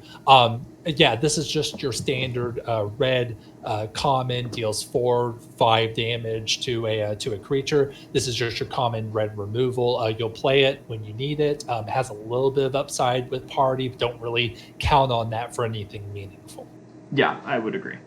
Yeah, it's. Oh, eh. yeah, we got. Excuse me if I'm saying your name wrong. It's Liqua Tilly. Sorry if I'm saying that completely wrong. Says Lagak Tribal incoming. This is what I'm saying. I am here for it. The Lagak is back. The Lagak Tribal deck. I am going to build this immediately after we get off the stream. Yeah, and welcome. I don't recognize your name unless Will is mispronouncing it a little bit. So if you're new here, feel free to hit us with a follow. I do Magic content all the time. I'm about to start streaming MitGo soon, so let me know. I also stream old Nintendo games and whatnot, so hit me with a follow if you'd like. Otherwise, just stick around and enjoy the spoilers. Give us your thoughts on them. Yeah, it says you made an attempt. I'm proud of you. Well, thank you. Aww. I'm not going to try again. But that there you go. Dilbert Adams says, "Isn't a comb Hellhound just a color shifted Step Links? No, Step Links was a 1/2. Let's take a look. I think I'm gonna feel really stupid if it wasn't. Step Links is a 0/1. Oh, really? Okay, yeah, no, then it literally is just Step Links. My bad. It's also a dog, elemental dog. Step Links was a cat. So it's not colored. Yeah, hey, we're gonna get it into Pawblade, right? Yeah.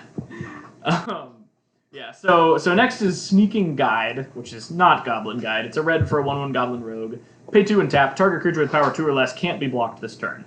This card's not great. It's good for party if you really care about that. Yeah, paying 2 and tapping makes it so much worse than the other versions of this we've seen. Your 1-mana pirate party members can be flyers in 2 other colors, so yeah. Yeah, exactly.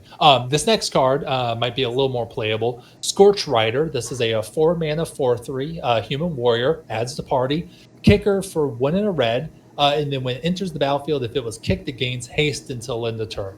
Not going to break the game on its own, but a good curve topper for those red aggro decks if you don't have anything better. 4/3 haste, can end the game if it needs to, but it's going to cost you 6 mana to do that. And then a 4/3 for 4 mana isn't the worst. So this is kind of just medium for limited, right? Yeah. When we were going over Black, though, you called the 4-mana 4/3 vanilla a terrible card.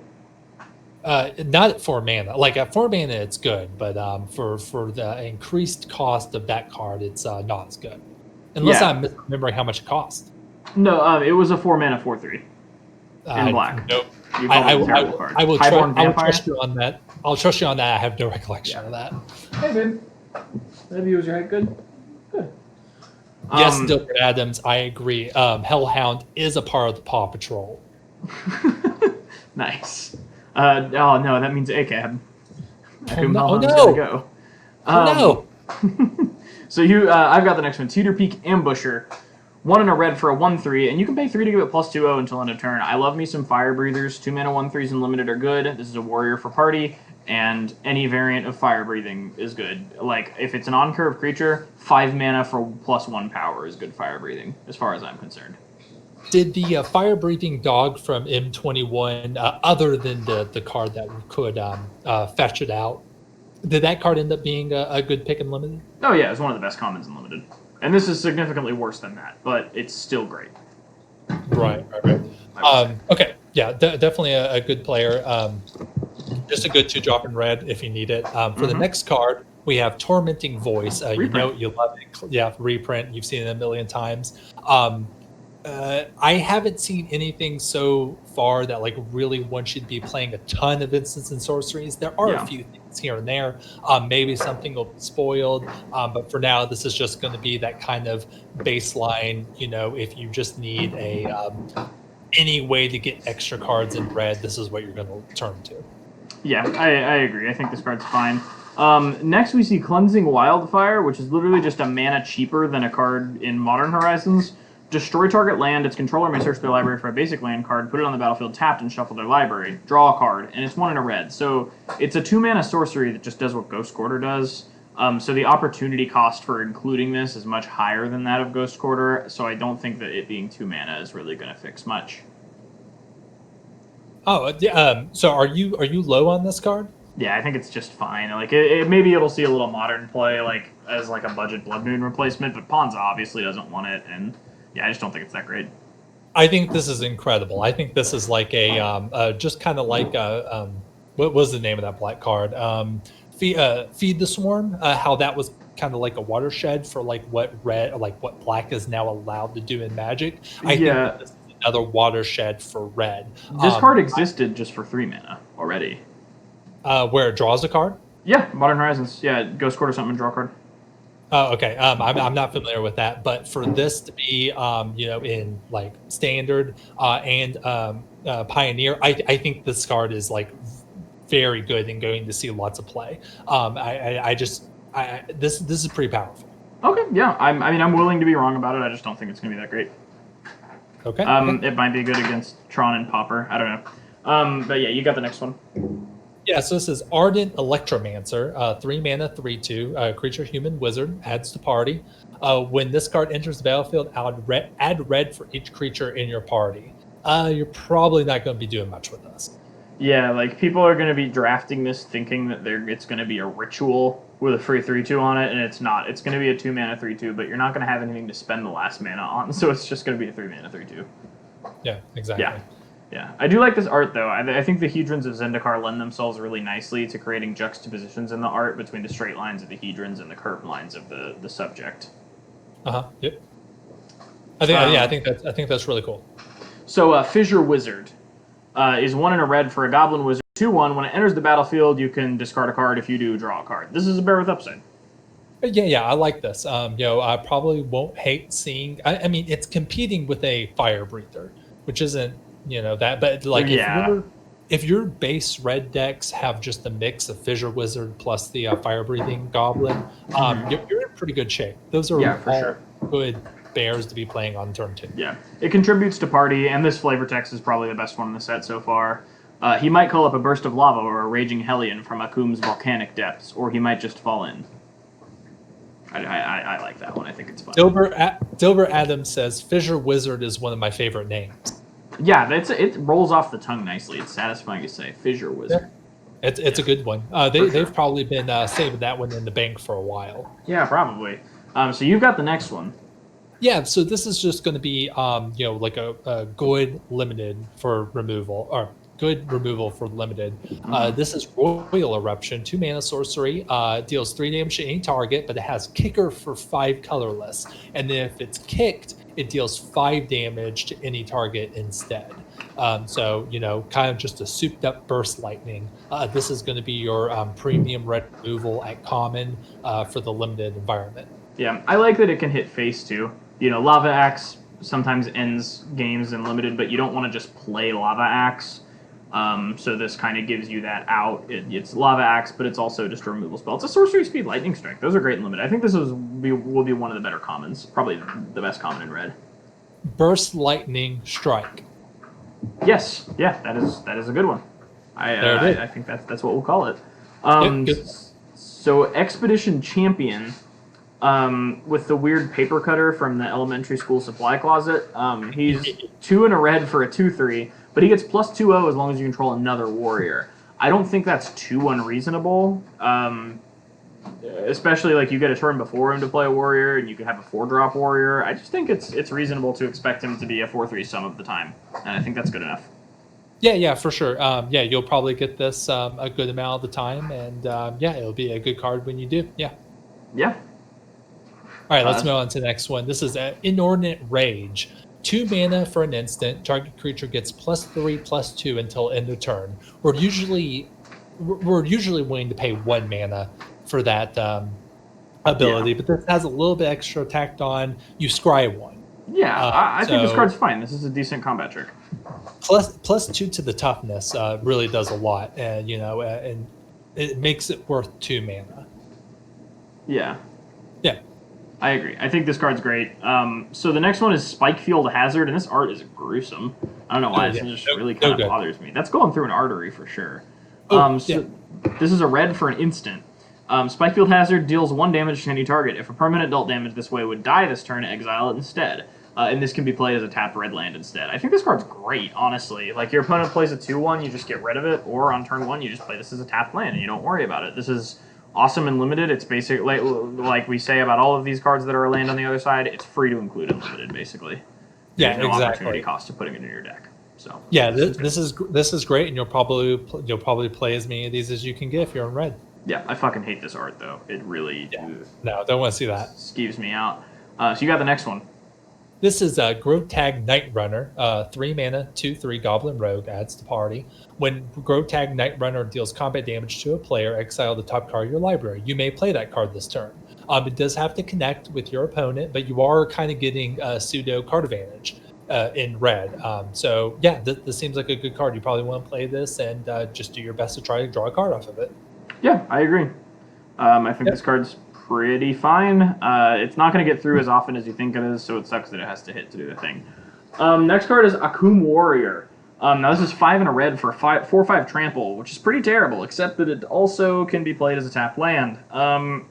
What's worth noting here is that these lands, if you blink them, there aren't a lot of cards that can blink lands, but if you blink this, it actually just comes in as the 4/5 trample. There's nothing revealed so far in this set that can do that, but Teferi's Time Twist, which will be legal and historic with this, is a 2-drop that does that and makes it come in with a counter. So you can play this as the tapped land on turn 1, turn 2, you can play Teferi's Time Twist and get a 5/6 trample.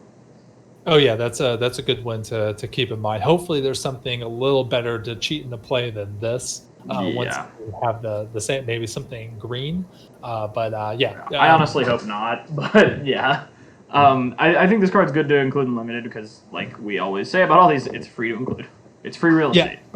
It's a big beater, which is something that's good to have that flexibility on. It's not something super narrow. So, yeah. I like it. I'll look to play it in limited. Yeah, you got the next one. Yeah, Goma Fada Vanguard, 2 mana, 2/2 human warrior, so adds a party. When Goma Fada Vanguard attacks, target creature and opponent controls with power less than or equal to the number of warriors you control can't block this turn. Now, it looks like red-white, the combination is going to be focusing on warriors, so if you're playing that deck, you're probably going to have a good, collection of warriors. The fact that this can, prevent blocking means this is probably going to be a pretty good 2-drop. Yeah, I agree. I think this card's going to be awesome. If you have another warrior, it just gets in for free often. Yeah, I like this a lot. Next is Song Mad Treachery. This guy is being forced to listen to 100 Gex. It's 3 and double red for a sorcery. Gain control of target creature until end of turn. Untap that creature. It gains haste until end of turn. This card's fucking terrible. This might be worse than the black one. It's got the land. We need to have a quicker way of saying this. It can be a land. This is another one of those things that, it will only see play if it ends up being the case that these cards that can be a land are always worth playing, because this card's awful. Act of Treason isn't even worth 3 mana. It's not worth 2 mana in the many ways they've given us of kind of trying to make it 2 mana. Yeah, this card's bad. And there doesn't seem to be any sort of sacrificing or creatures, theme in the set. So this might be one where it just makes sense to leave it in your sideboard all the time. For sure, yeah. And you got the next one. Yeah, so this has a high pedigree to keep up with, and it's another one of those cards I was talking about, the aggro-oriented landfall cards. This is Skyclave Geopede, 3 mana for a 3/1 creature insect. It has trample, and then landfall. Whenever a land enters the battlefield under your control, it gets +2/+2 until end of turn. So it becomes a 5/3 attacking on turn 4, and then of course you can double that with landfall shenanigans. If there is a aggressive standard deck that's using landfall, using the dog, the step links replacement, I think that this will also slot into that deck, and I think this card's very good. This is good, yes, obviously. Yeah, for sure. So next is Rock Slide Sorcerer, 3 in a red. I like the art on Skyclave GP too, I want to point out. Philippe Bergeron. Rock Slide Sorcerer, 3 in a red, human wizard, 3/3. Whenever you cast an instant sorcery or wizard spell, Rock Slide Sorcerer deals 1 damage to any target. I think this card's pretty great, honestly. It's one of the better 4-mana 3/3s. And it's not unreasonable to double spell in a turn, and the types of spells that this triggers off of will let you shock a lot of turns. This is one of the cards that we've seen that cares about you playing instant sorcery spells. So if you have two or so of these, that's when you would really want to start playing the Tormenting Voices and then start pinging them. It triggers off of other wizards too. That's important. Yeah, exactly. Yeah, that seems like a good one, especially in like is it decks who can kind of really load up on those wizards. Yeah, and you've got the next one. Yeah, this is Kazul's Fury. 3 mana. It's a 3 mana fling. And then the flexibility is that also has the land that comes into play tap stapled to the back. Yep, it's a 3 mana fling that can be land. This is pretty okay. Yeah. There is use for fling effects in standard. We have Colossification, stuff like that. It is an instant. Colossification's rotating. Is it? Okay. Yeah. Okay. Sure. But I mean, Fling is not a terrible card just to have access to. I think Fling makes a lot more sense to have conditional access to than a Act of Treason, right? Yeah, I think I largely agree. I think those cards often serve the same purpose. You usually don't want to play them until you're about to win. But I mean, we can compare this to the Manticore from Amonkhet that flings when it enters, and you can it has Eternalize or Embalm, and this is probably worse than that, but still fine. Yeah, hey, you play them both together. You play Song Mad Treachery, steal your opponent's stuff, and then play the Kazul's Fury. All you need is 8 mana. 8 mana, man. Yeah. But yeah, it's Fling. If you want Fling, you'll play it. Yeah. So, Cinderclasm. This is 2 mana for an instant with Kicker for 1. Deals 1 damage to each creature. If it was kicked, it deals 2 damage to each creature instead. So this is sort of a flexible Pyroclasm with Kicker. If you're playing against the type of modern deck that plays a lot of 1/1s, maybe Mana Dorks or like Lingering Souls creatures, you can just play this for 2 and keep your 2 toughness creatures alive. But like usually the point of Pyroclasm is you're not going to play it in decks where you have your own creatures to kill. So I think this is still worse, even though it is an instant. Yeah. I think that this is there have been standard decks in the past where you just want like a Pyroclasm effect in your sideboard, and this will fill that role for sure. Yeah. Yeah, I'm glad it's uncommon too. Yeah, it's not breaking anything. The flexibility is good, but basically, just if you need Pyroclasm, this is what you'll use. Yeah. So you've got the next one. Dilbert Adams says, Kazul's Fury really makes me want a new Kazul. Also, I thought Colossification was an Ikoria. That is true. Colossification is an Ikoria. Oh, I thought it was in the core set before. When you said that, I thought, oh yeah, it must be in the core set, because it feels like a core set card. Yeah, it right? really feels like a core set. Okay, we have Colossification for another year. No, you're totally right. Yeah, Colossification, Kazul's Fury. Let's go. Make it happen. I have a feeling we'll probably see Kazul in the set. I really hope so. I hope this isn't the Kazul mention. Right, exactly. Especially if he's going to be a powerful equipment card. But you've got the next one. Yeah, and this was the very first card we saw. Maybe it got released with other cards, but this is the first one that I saw that is one of the flip land cards. This is Valakut Awakening, and it's a 3-mana instant. Put any number of cards from your hand onto the bottom of your library, then draw that many cards +1. Oh, I thought it had to be your whole hand, and I thought it was a sorcery. Nope. It's instant. You can choose the cards. You can choose nothing. So at the very worst, it just cycles. It doesn't affect your opponent. Doesn't give your opponent new cards. Maybe that's good. Maybe that's bad. And then becomes a land that comes into play tapped. I think this is pretty good. This card's insane. I had the wrong impression of it. I didn't know how it worked right. I don't think it's a like a slam dunk, including like low to the ground red deck wins type decks, but like any kind of like mid range and above red deck, I think is going to want this. And this is a card where it really makes sense to just replace a basic mountain. Yeah, this is rare, not mythic, so that does have to come in tapped, unfortunately. But yeah, I think this is a good candidate to replace basic mountains in some decks. I agree. Yeah, I think this card is good. And this is the card that really shaped my idea that like having a land attached to these cards really makes it more playable than it looks on the surface. And I think that's definitely true with this card. I think this art's really cool too. Shout out to Campwell White. Campwell White actually did the last one and the next one, and the next one is I'm really fucking excited about for Modern. I also kind of scared of. So the next one is Roiling Vortex. 1 in a red. At the beginning of each player's upkeep, Roiling Vortex deals 1 damage to them. Whenever a player casts a spell, if no mana was spent to cast that spell, Roiling Vortex deals 5 damage to that player. And for a red, your opponents can't gain life this turn. This does a lot. This feels like it'll be Legacy, maybe Vintage playable, honestly. Like, Legacy Burn feels like it wants 4 of these. finally a card to really shove it to those Aluna Brawl players that are using the mutate to sneak out Omniscience. This is really going to kick them in the pants, and that's exactly why I want out of a rare, out of the new standard legal set. What, I thought it just put them into play. Puts what into play? I thought Aluna just put the permanent into play. It does, yeah, but it puts Omniscience into play, so it lets you cheat. Oh, gotcha. Yeah, sorry. I had a brain fart moment. You get that, and then everything else is free. No, this is awesome. It's pretty much. I mean, it's not as good as Sulfuric Vortex, but I mean, it's pretty much gonna, do the same thing. I think that this will be a good sideboard card to replace like Cinder Vines in those aggressive decks. For sure, the can't gain life is insane too. Yeah, like that's like the repeatable skull crack. That's where this really is going to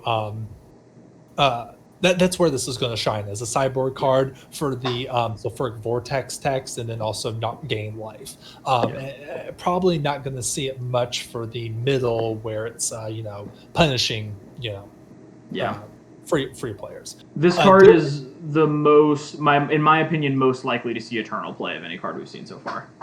I think that's a good way to put it. Dilbert Adams says, I think there's a similar card to Colossification in the core set. There might be. I'm not exactly sure. Oh, yeah, it's the big ant. It just gives +7/+7 trample. That's what I was thinking of. You're right. Okay. Yeah, and then also says Rolling Vortex with Knowledge Pool for funny meme. I know Knowledge Pool, but I can't think of the text off the top of my head. I will Google it and we will look. Knowledge Pool is an imprint. When Knowledge Pool enters the battlefield, each player's exiles the top 3 cards of his or her library. Whenever somebody casts a spell, they exile it. And if they do, they can cast another non-land card exiled with Knowledge Pool without paying that card's mana cost. So basically, all spells cost 5 life. Oh, okay. Yeah, that seems pretty good. Grody. That is, as they say, a funny meme. Yes, for sure. So Relic Robber. Yeah, so we got Relic Robber here. This is a 3-mana 2/2 Goblin Rogue, adds to party. It has haste, so 2/2 haste. When Relic Robber deals combat damage to a player, that player creates a 0/1 colorless Goblin Construct artifact creature token. With this creature can't block, and at the beginning of your upkeep, this creature deals 1 damage to you. So, hits you, and then all of a sudden you have this creature that's going to be pinging you every single turn. Yeah. Pretty cool, pretty flavorful. I don't think it's going to make it there for Constructed, but, pretty cool card. Yeah, if you can sack the token, then it's useless, but I think this card is pretty fine. Honestly, like the goblin, the damage from the constructs is going to add up. If you even just get one of them on there, then after they kill the Relic Robber, it's not easy to get rid of one of those tokens.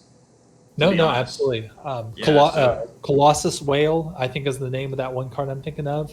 That gives you Ahab. The Moby Dick top down.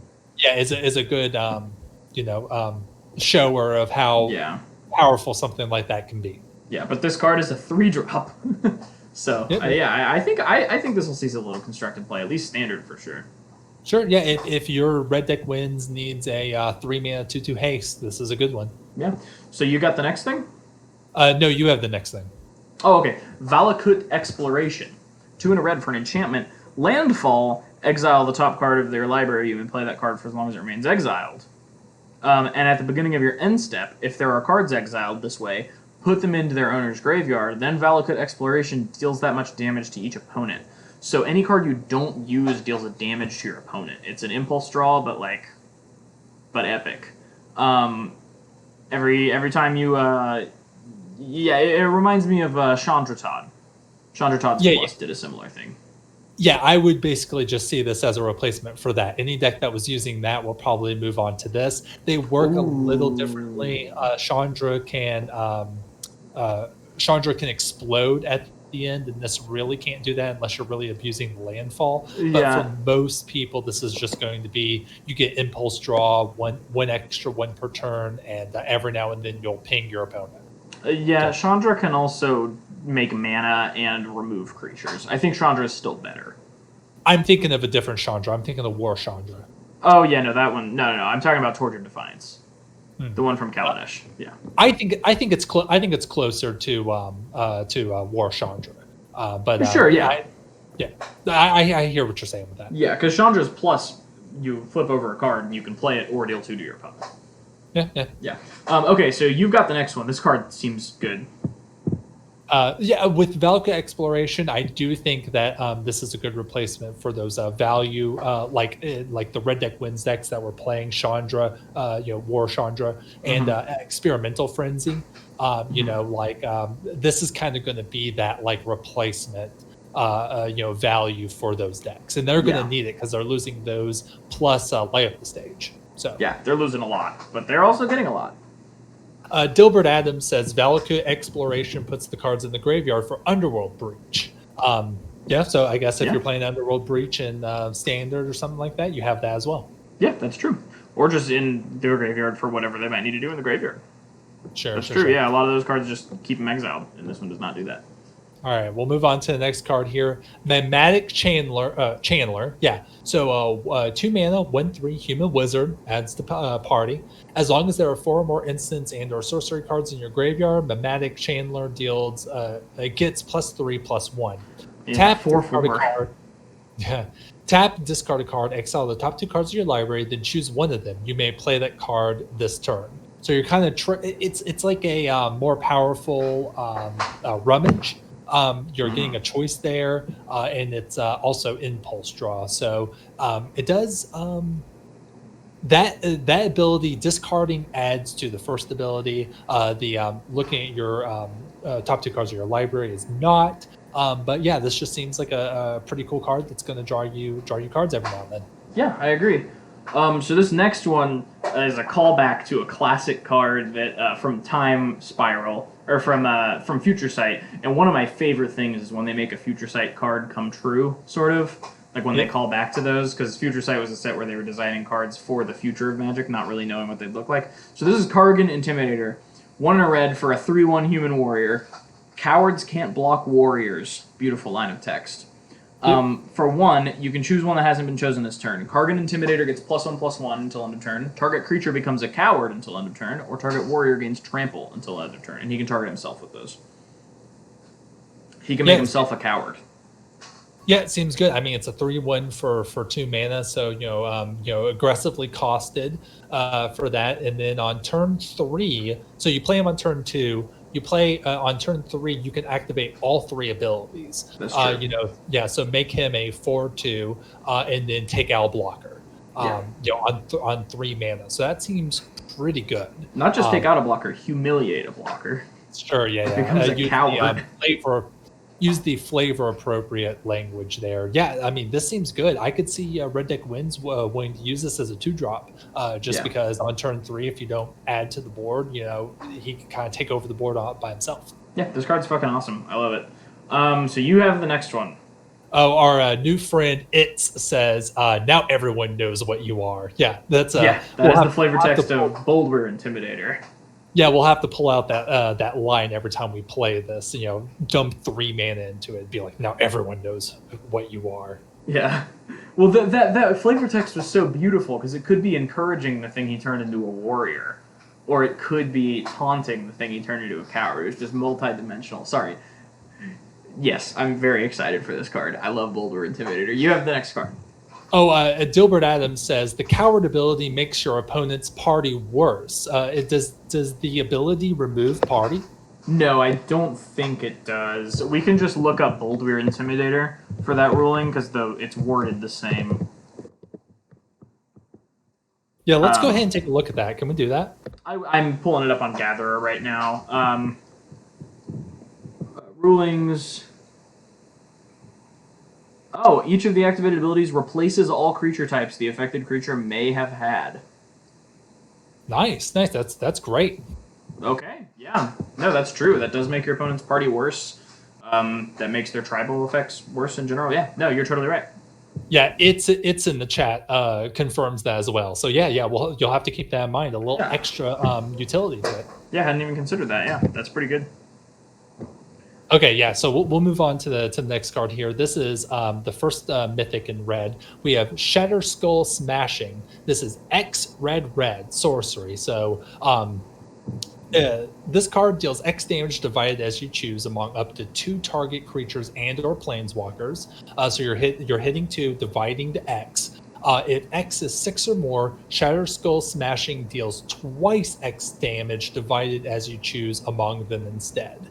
And then it's attached to another land that can come into play untapped if you bolt yourself. Yeah. So, a mountain untapped if you take 3 damage.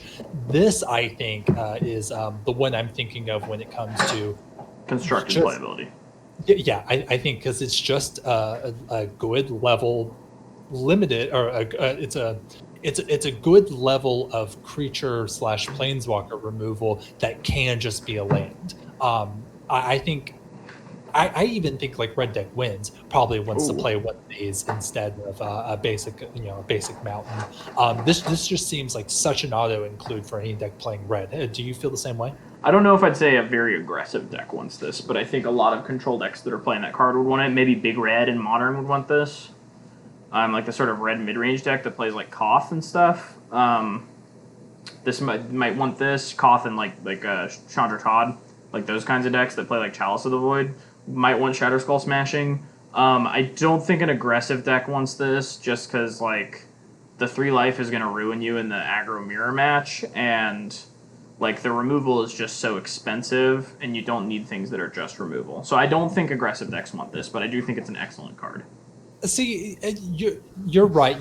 You're on the right track there, but like to use this, it only like think about a red deck wins deck playing this for 4 mana. So X equals 2. It's just dealing 2 damage to a creature or a planeswalker. Like that flexibility, I think is pretty good. I don't think it's that expensive to use, right? Like I could see a red deck wins deck just wanting to put 4 mana into this, basically shock something, and just having that, that can also be a land. I just think that's too good. Make it work. I'm willing to be proven wrong. I'm just not seeing it. If I build an aggressive red deck for the new standard, I will be trying out this card because I do think that it's worth just putting in instead of a land. All right, yeah, I'm excited to see it. Okay, all right. You want to go on to the next card? Yeah, Morog, Fury of Akum. 4 and double red for a 6/6 legendary Minotaur warrior.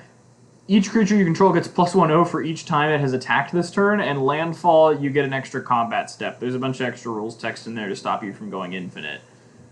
This is weird, and definitely good, obviously good, in limited especially, but weird card. I don't know what to make of it. What are your thoughts? The landfall text does not stop it from going infinite. Like if you get multiple, if I'm reading this correctly, if you get multiple landfall triggers, like you just get to take extra combat steps. No, that's true, but I just mean like you can't go infinite with it. Like you can't like get a creature that, because otherwise like creatures that get a land when they attack, like with Sword of the Animist or whatever. Because this one only lets you get an extra combat if the land enters during your main phase. Right. Okay. Yeah. Right, Fair. yeah. You can't go infinite that way, but if you can things like Harrow or stuff like that, like you can get. I think it's actually pretty easy to get 3-4 extra attack steps with this thing. Yeah. Just from playing like Fabled Passage, and then like not Growth Spiral, but whatever the eventual replacement for Growth Spiral would be, Explore. Maybe we'll get that or something. And it is 6 mana. It doesn't have haste, but I think if this hits the field and you're able to untap with it in a deck that can reasonably make it go off, it's just going to be the end of the game. Like you could really break it. Yeah, I agree. I think that somebody's going to break this, and I'm excited to see it happen. I think it's going to be like Combat Celebrant, but I think it costs a little too much to be compared to that card fairly. It is very expensive, and maybe it's win more. But I do. Yeah, that's what I would lob at it. I think that just playing Fabled Passage is enough to make this really really powerful. Yeah, okay. I think I can get behind that. You have the next one. This card's a spicy.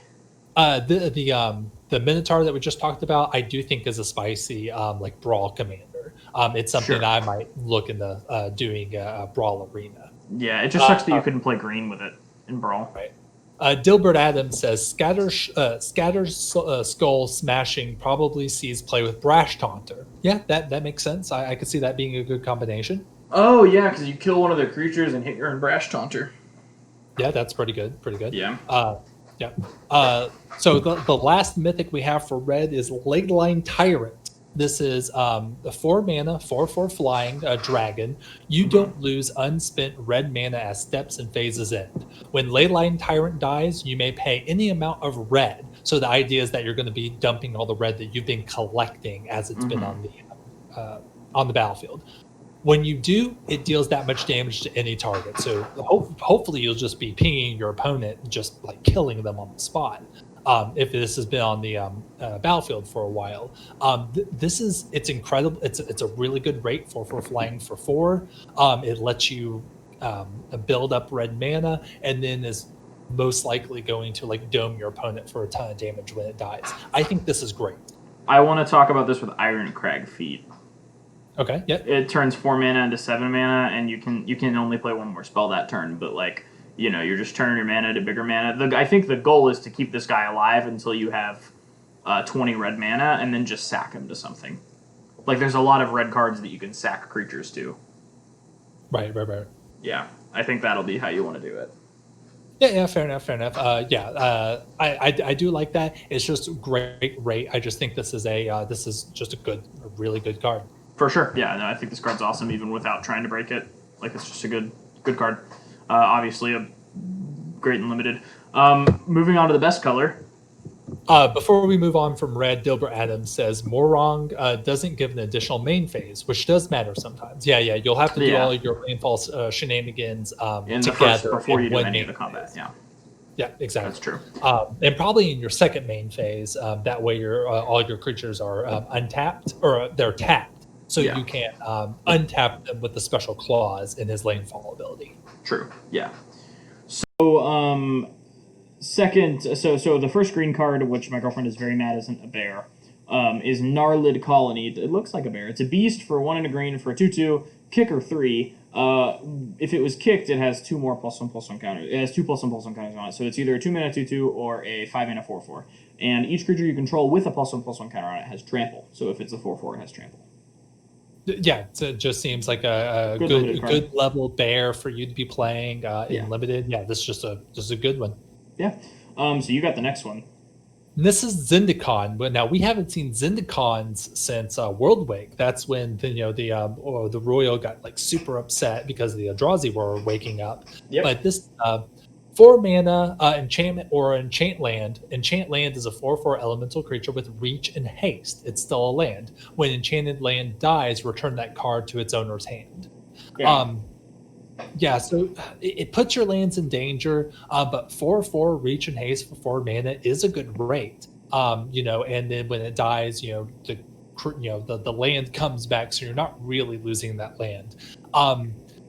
I think this is probably just think of this as a 4 mana creature. There's a little bit of upside there, but you're really just playing a 4/4 creature. It enters tapped too, kind of. It does have haste. Right. But if you're playing it on turn 4, you're having to enchant a land that you paid for it with. Yeah, you're right. So keep that in mind. Yeah, so this is just kind of just middle of the road for creature for green. It helps with landfall in a roundabout way because when it dies, it goes back to your hand and you'll get another landfall trigger. Yeah, that's a good one to keep in mind. Yeah. All right, now here's another terrible version of Vines of Vastwood. Might of Marasa, 1 and a green for an instant, kicker 3. Target creature gets +3/+3 until end of turn. If this spell is kicked, that creature gets +5/+5 until end of turn instead. Begs the question, what does Giant Growth do? What does Giant Growth do? This is what I'm trying to figure out. No one knows what we're talking about. It's not important. Long story, yeah. It's a gut shot meme. Yeah, listen to gut shot. Love this art, definitely in the vein of the white flyer that we talked about, whose name I can't think of right now, but the one with the cool chicken art. This just middle of the road combat trick for green. Sometimes you'll get them with the kicker. Some things care about kicking, so you have that too. This will not be going in Modern Infect, unfortunately. Thanks for clearing that up. Yeah, exactly. Just putting it out there. And I can't. I'm not going to zoom in. The artist line looks like it says Lil Sebastian. And I'm not going to zoom in because I want it to say that. Yeah, something like that. Next card, we have a Tajuru Snarecaster. This is a 3-mana 1/4 with reach, and it's an elf rogue, so adds to party. Kind of weird to get a rogue in green, but there it is. This card is kind of bad. It's just a 1/4 with reach. Like, it has a little bit of utility. It can block some flyers, but it's not doing anything else other than just adding to your party. So this is kind of just a kind of filler if you're running low on playables, right? Yeah, for sure. I mean, it's not bad for blocking if you're trying to get to higher cost things, which green will often do. Yeah, I think this card's fine. It's a middle of the road common. Yep. Next is Tahuru Blightblade. And this is a green for a 1/1 Death Touch. I'm glad we have one of these in the set. Some sets just have a 1-mana 1/1 Death Touch, and they're always good to pick up. Oh yeah. The great card. One with Death Touch does a lot of work. Yeah. Kind of cool that it's an elf rogue instead of like a monster, like a scorpion or something like that. So that's a good thing. Hey, maybe elf rogues in green is like a thing in the set because we have 2 back to back. Yeah, that's true. Both at common. Yeah. I think it's just because they need to make party a 5-color mechanic, but yeah. Yeah. Our new friend It says, isn't a green rogue just an eco-terrorist? You're absolutely right. The Industrial Revolution and its consequences have been a disaster for the human race. Some would say that. Well, I get TOS'd on Twitch for saying that just because the Unabomber said it. I guess we'll find out. Wait, is the fucking... Oh, it's still in my... the number of streams since the Unabomber was mentioned counter is still on my Twitch layout. I see that. Eco-terrorism is based in Minecraft. Only exactly in Minecraft, not in real life, but it's dope and good. Parodies in fiction. Yeah. Next card. We'll move on. Spring Mantle Cleric, 5 mana 2/3 elf cleric, adds to party. Spring Mantle Cleric enters the battlefield with a +1/+1 counter on it for each color of mana spent to cast it. We haven't really seen any like 5-color chromatic shenanigans in this set yet. So maybe you would just have to do this naturally. Maybe we'll see something later in green, but it'll probably just be 1, maybe 2 extra colors, right? Top it a 4/5 for 5. If you're in 3 colors, it's a 5/6 for 5. Oh, okay. Because it counts green.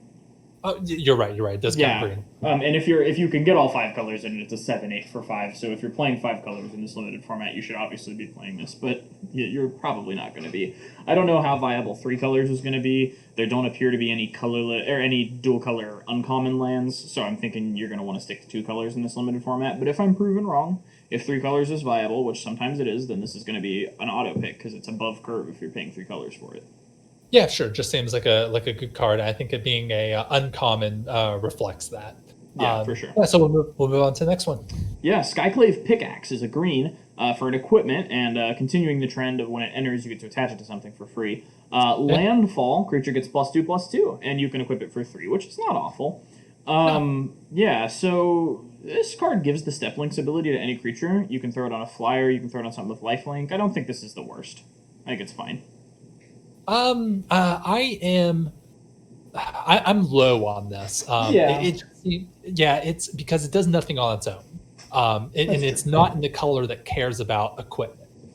It's pretty cool. I kind of think it's not going to be that great, but maybe I'll be proven wrong. Okay, yeah, maybe. I don't know. I think it is pretty middle of the road. I'm not low on it, but I'm not high on it. And you got the next one. You probably want to play it in a deck that's going to basically one-shot somebody with the landfall ability. In which case you'd rather just play a creature that does that. A creature that has that ability natively. Yeah, but it's in green, so it gives you it's in the color that is most likely to break landfall, so you can keep that in mind. Yeah. Okay. But I'm not thinking too highly about it. We'll see. Our new friend It says 3 colors always viable if you aren't a coward. That is true. I am a coward. That is why I cannot block warriors. I am a coward. That's why I am not appearing in the stream with video. So I will two colors for me all day, every day. Actually, mostly 1 color because I'm a big Red Deck Wins fan. That's true, yeah. In limited, you generally don't want to try to do that. But yes, I agree, 3 colors is always viable if you are not a coward. And again, feel free to hit us with a little follow if you want to be kept up to date on the action. I stream a lot of Magic, and I'd love to have you in my chat more often. Yeah, Will, you've got the next card. So a reprint of a pretty staple card here, Rabid Bite. This is 2 mana sorcery. Target creature you control deals damage equal to its power to target creature you don't control. We're used to seeing this effect. This is like the baseline for this type of like one-sided fight Welcome effect. to the War We're Crime used to family. seeing this card give a little bit extra, like run through or those types of cards. This is just the baseline, but it is green removal. If green is able to get beefy stuff on the field, this pretty much just acts like removal. So you're playing green, you'll probably want multiples of these. Yeah, and I want to give a huge thank you to It's for the follow. We really appreciate it. And if you want to join the Discord, I can drop you a link on a different stream. Mike's usually here, and he can give you a link to the Discord. But welcome. Yeah, Rabid Bite is generally just decent green removal. You summed it up. It's a card we've seen a million times. Yeah, exactly. Let's move on to the next one. Yeah, Dauntless Survivor, 1 and a green for a 1/1. When it enters the battlefield, put a +1/+1 counter on target creature. It's a warrior for party. It's a flexible bear. These are good in limited. Yeah, it's a little less than Pollen Bright something from Pollen Bright Druid, yeah. Yeah, which I assume was playable, but like not really like breaking the game on its own, right? Right. It's a warrior though. Yeah, it's a warrior. It's a flexible bear. You can put it on him, or you can put it on the flyer you played on turn 1. It's fine. Yeah. Scale the Heights. It's you. Yeah, Scale the Heights, 3 mana sorcery. Put a +1/+1 counter on up to 1 target creature. You gain 2 life. You may play an additional land this turn. Draw a card. This is actually doing a lot for 3 mana. Yeah. This is almost like a little mini Uro, right? Yeah. Kinda.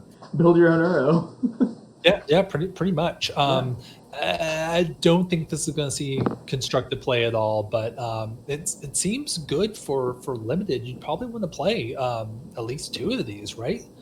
It's replacing itself. It's ramping you, getting landfall triggers, increasing your board presence with a +1/+1 counter. This seems better on better than it looks, right? Yeah, this does too many things to be bad. Yep. Yeah. Okay. Next one is Marasa Brute. 2 and a green for a 3/3. Troll Warrior. End of card. You have the next one. most medium of mediums, right? Yeah, it's literally just a vanilla card. Now, thought exercise: is this better than the 3 mana 3/3 that draws both players a card, or is it worse, or is it the same? Worse, because the worst thing you can do is give a choice to your opponent, and making them draw a card gives them extra choices.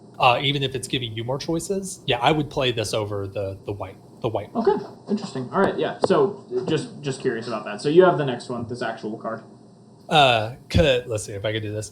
Kazandu Nectar Pot. 2 mana, 1/3 insect. Landfall. When the land enters the battlefield under your control, you gain 1 life. I don't know. I don't think I'm. If you're playing green and you need a defensive 2-drop, I guess this is okay. Yeah, 2 mana 1/3s are good. Okay. People forget that 2 mana 1/3s are good and limited. There's a lot of 2/1s, and this just eats them. Like it's good at shutting down aggro. It blocks bears forever, and this is going to gain you probably 2 or 3 life over the course of the game. So I think it's good. Yeah, that's true. You are going to gain. You're going to gain a non-zero amount of life off of this just by it naturally being on the field by turn 2.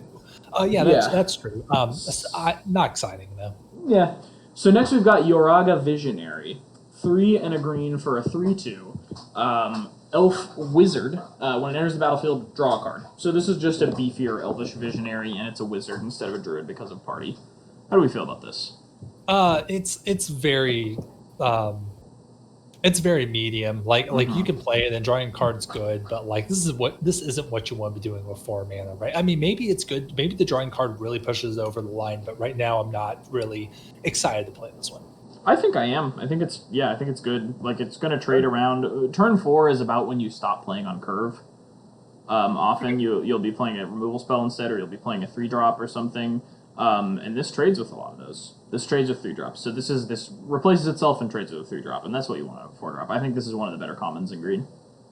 Yeah, I'm willing to trust you on this one. Okay, you've got the next one. This card seems pretty beastly. All right, yeah, Canopy Baloth, creature, 4 mana, 4/3, creature beast, landfall. When a land enters the battlefield under your control, Canopy Baloth gets +2/+2 until end of turn. So it becomes a 6/5 for 4 mana, and you're like 4 mana is like turns like 5 and 6. You're still probably going to have lands to play at that point. Yeah. So yeah, it just seems like an undercosted beater that's going to get you there in limited games. Yeah, worth noting, you scape shift after this and then kill your opponent.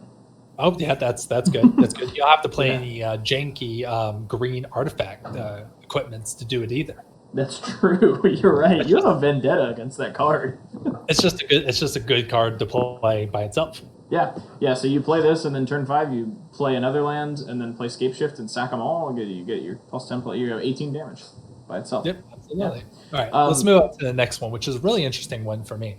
Yeah, Broken Wings, 2 and a green, destroy target artifact, enchantment, or creature with flying. I feel like the templating is fucked up on this. I feel like it should say creature with flying, artifact, or enchantment. Because otherwise, doesn't it only let you destroy an artifact or enchantment if it has flying?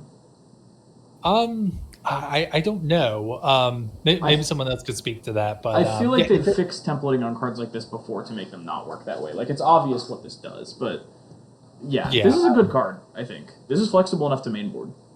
Yeah, it's interesting that white gets disenchant, and then this combines the naturalize with the plummet. That's pretty cool. I always love more flexibility on those narrow sideboard cards. So it's cool to kind of get all of that in one package. It's still not as flexible, like it doesn't have cycling or anything like it's still a sideboard card. But kind of cool that it has a little bit more flexibility than usual. Yeah, I think this edges its way into the mainboard in limited. Yeah. Yeah. All right. Okay. You've got the next one. Yeah, next one. Adventure Awaits. I think that Wizards is using this art as like key art for some of their promotion. So yeah, this is like almost like a story card in a way. 2 mana, sorcery. Look at the top 5 cards of your library. You may reveal a creature card from among them, put it into your hand. Put the rest on the bottom of your library in a random order. If you didn't put a card into your hand this way, draw a card. That's pretty cool. How it's that big slide, like look at the top, whatever, and draw like a creature or a land from it. But this one has the extra part where you can't whiff on it. You're at least drawing a card, and that's pretty cool. Yeah, and you can choose to just not take one too, like if there's only bad creatures in there. So this is very flexible, very versatile, very good. I like this card a lot. Yeah. So would you play this in limited, or are you looking to cut this as soon as you can from limited? It depends on where I'm going with the deck. If it's a slower deck, yeah. If it's aggressive, probably not. If I've got a really good bomb creature, then I'm probably more inclined to play this. Like if I pulled the green mythic creature. All right, I'm going to put the next card in Lagak Tribal. I don't care what anyone says. This is going in there. Can you? It looks like a Lagak. Yeah, Vine Gecko, 1 and a green for an elemental lizard, 2/2. The first kicked spell you cast each turn costs 1 less to cast. Whenever you cast a kicked spell, put a +1/+1 counter on Vine Gecko. Yeah, I mean it's a bear. It's just a 2/2 for 2. It looks like Simic is going to be the cares about kicking spells. Color bear. It can get bigger. It can get better. I like it. It's good. And it's just a bear. So yeah, this is a good. Yeah, it makes your Into the Royal a 3-drop. Yep. And puts a counter on itself. Yeah, it just seems really insane to curve into. So next card you've got. All right, this guy is a one-man party.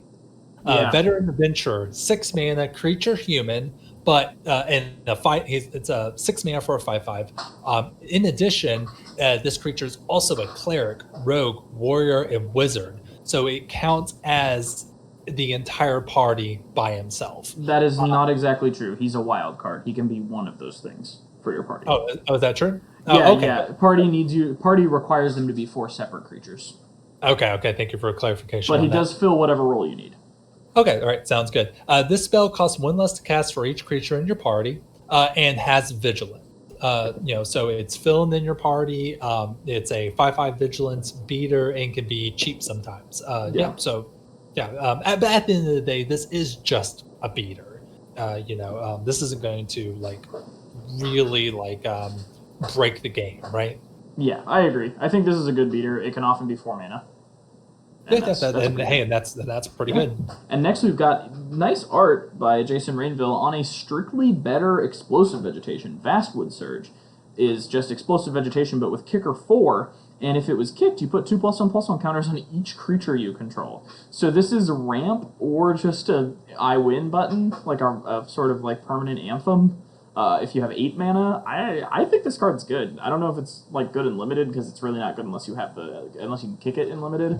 But yeah, this is all right. There were standards where explosive vegetation saw play. Yeah, this is like one of the landfall colors, so you're going to be like ramping just as a natural strategy. So 8 is not out of the question. And yeah, if you get 8 mana, it really is kind of a like a soft I win button. So yeah, so I foresee the scene play unlimited. Yeah, for sure. You got the next one. Yeah, so this is a Taunting Arbor Mage, 3 mana, 2/3 elf wizard, so counts to party. Kicker 3 colorless. And when it enters the battlefield, if it was kicked, all creatures able to block target creature this turn do so. I love effects like this. It really kind of messes with the balance of combat. This is one of those cards you can use to strategically break board stalls, and it's great to have this, and also just have it be flexible as a 3 mana creature if that's what you really need. So yeah, good card. Yeah, great card. This is one of the cards that leans pretty heavily into its kick. As far as kicker cards go, like it's really bad if you're not kicking it, but it's really good if you're kicking it. So good uncommon. This next one is one of my favorites in the set. I absolutely love this card. This card's art. Randy Vargas knocked it out of the park. It's a 2 mana 1/1 mana dork, Tangled Florahedron, and you can play it as a land, tapped green land. So I think this is very good.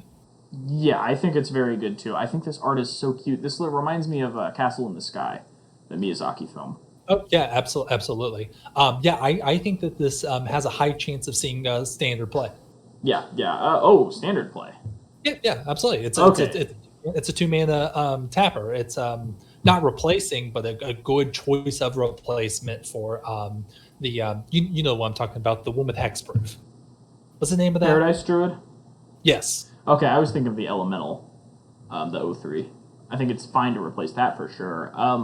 It's not as good as Paradise Druid. The Cunning in tap is fine. Yeah, but we have Gilded Goose, so like you really want to be playing that on turn 1. But yeah, all right.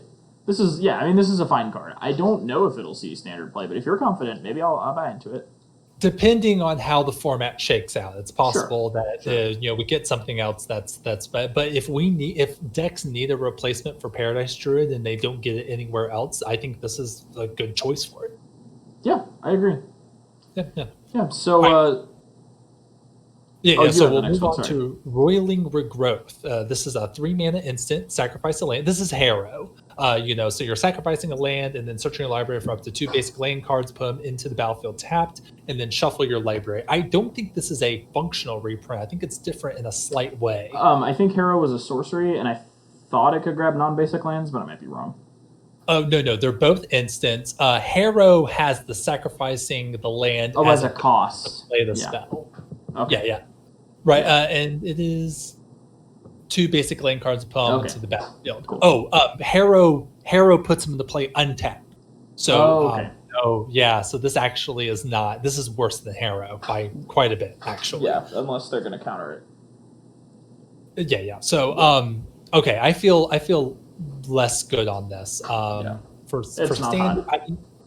It's good for triggering landfall. I mean, it's good for ramping, but it's not nearly as good as Harrow was. And Harrow really doesn't see play in anything,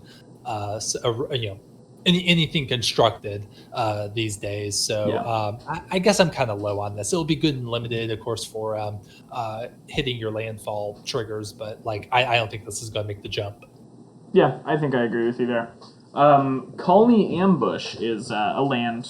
It can be played as a land. It's 2 and a green for an instant. Target creature you control fights target creature you don't control. So, instant fight spell for 3. You include that in a lot of limited decks anyway, and it's also a land. So I think this card is pretty self-evidently good. I like this. Having the land attached. Yeah, I think it being an instant. This is just a good card. I think adding the land really adds some flexibility to this to make sure you want to have it, like even if you were thinking about cutting it. Yeah, I agree. So you have the next one. Yeah, Dilbert Adams says, I'm high on Roiling Regrowth as another hero. Yeah, if you're looking for a second hero or Harrow's For Commander, yeah. Or Harrow's fourth rate for another reason, yeah, it's a good it's a good choice. And they also say Paradise Druid has a replacement, Lotus Cobra, in the set. You're absolutely right. Oh shit, yeah. Yeah. If you're playing Lotus Cobra, yeah. So I take back what I said about Tangled Florahedron. You're right. You would just play Lotus Cobra. Yeah, I completely forgot that was in this set. It feels like a dream at this point. Yeah, I hear what you're saying. Thank you for pointing that out. Yeah. But yes, I have the next card. This is a Iridescent Horn Beetle creature, or it's a creature insect. It's 5 mana for a 3/4.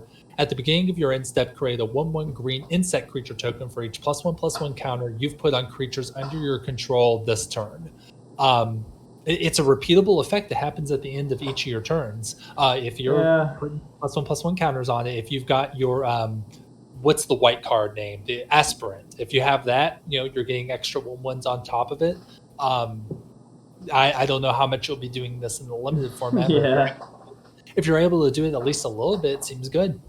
Yeah, I'm not high on this card. I think the stats hold it back.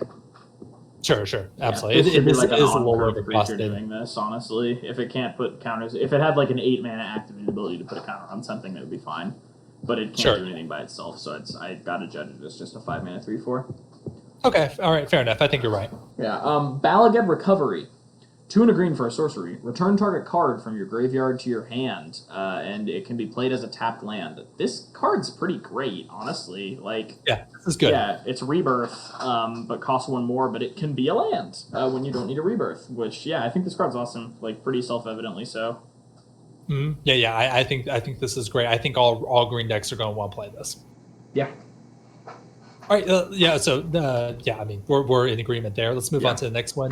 Marasa Sproutling. This is a 3 mana 3/3, so good rate. Plant or creature plant elemental. Kicker for 1G, and then when it enters the battlefield, if it was kicked, return target card with kicker from your graveyard to your hand. This is in the kicker colors that is going to be doing things with getting extra, getting kicked cards back, getting extra effects from your kept cards, and it's a good rate. So this, I think 3/3 for 3 is just a good card to be playing and limited by itself. So this is good. Yeah, I love how kicker in German is just bonus. Oh I hear you. Yeah, this card's good. Yeah, obviously good. Tahuru Paragon. 1 and a green. Tahuru Paragon is also a Cleric, Rogue, Warrior, and Wizard. Kicker 3. That's an elf. Kicker 3, and it's a 3/2. And when it enters the battlefield, if it was kicked, reveal the top 6 cards of your library. You may put a card that shares a creature type with it from among them into your hand. Put the rest on the bottom of your library in a random order. So if you kick it, you get an elf, Cleric, Rogue, Warrior, or Wizard. Otherwise, it's a 2 mana 3/2 that fills your whole party. I think if there's a standard party deck, this wants to be in it for sure. Even if you're not kicking it, because it's just a 2 mana 3/2, and it's a wild card for your party. So I like this. Fine. Right. Yeah. I like this more than the white 1 mana, the Arc Priests of Iona. Mm-hmm. For party decks, but I still don't think this is really that exciting. Yeah. Although it's good. It's a good card, but it's not gonna break any format. So yeah, I think we need to see something pretty insane to make that deck viable and constructed. It's for the casual kitchen table party decks. Yeah, which I don't know. Maybe we'll see a standard one. I think if we do, it'll probably involve Outlaw's Merriment. But yeah, well, only time will tell. So next one is you. Yeah, so Swarm Shambler. This is and we're in the rares now. If we didn't mention that. Yeah, Paragon was rare. Swarm Shambler, one green for a 0/0, but don't worry, it comes into play with a 1/1/1 counter on it. And then whenever a creature you control with a +1/+1 counter on it becomes the spell or the target of a spell an opponent controls, create a 1/1 green insect creature token. And that's not just Swarm Shambler, that's all your other creatures too. And then 1 colorless and tap, put a +1/+1 counter on Swarm Shambler. This card is okay. It's a little slow. I don't think the ability is good if you're playing a lot of +1/+1 counters. It itself is not going to grow at that crazy of a rate. I think this card is it's okay, but it's not it's not super powerful, at least not on the surface, unless you're really doing work to break it. Yeah, the little Outlast is helpful. Iridescent Hornbeetle obviously becomes a lot better if you get one of these. But you can't rely on that. +1/+1 counter tribal, sure, whatever. I mean, I'll take this in limited all day. It's like a little hanger backwalker that doesn't give you any Thopters. I'm not excited for this one for standard.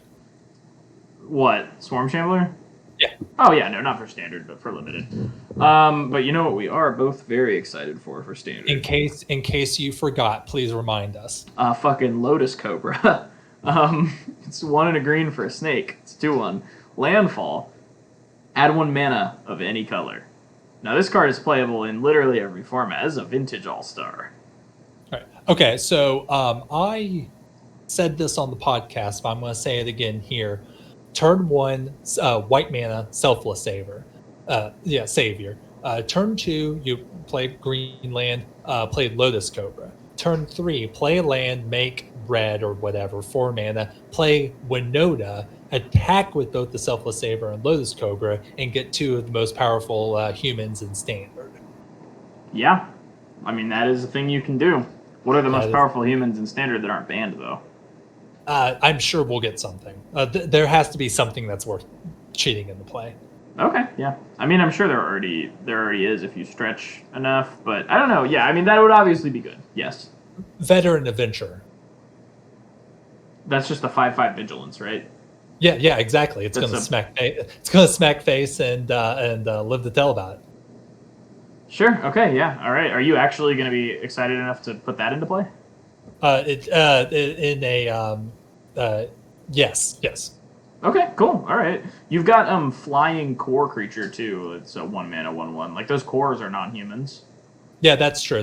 Even though the way that core are flavored, or at least in the past, they really just seem like a subset of humans, but they are technically not human. So that might be the one drops you want to go with. But I guess you're saying Selfless Savior so you can sack in case Nahiri tokens make core. Nahiri makes core tokens, which is something to think about with Winota.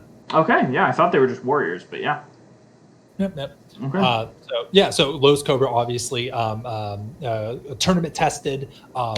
Obviously going to be a good card in standard, maybe even like Pioneer. Now that's in their historic, this is a card to look out for. Yeah, kid tested, mother approved. Great card. Inscription of Abundance. This is you.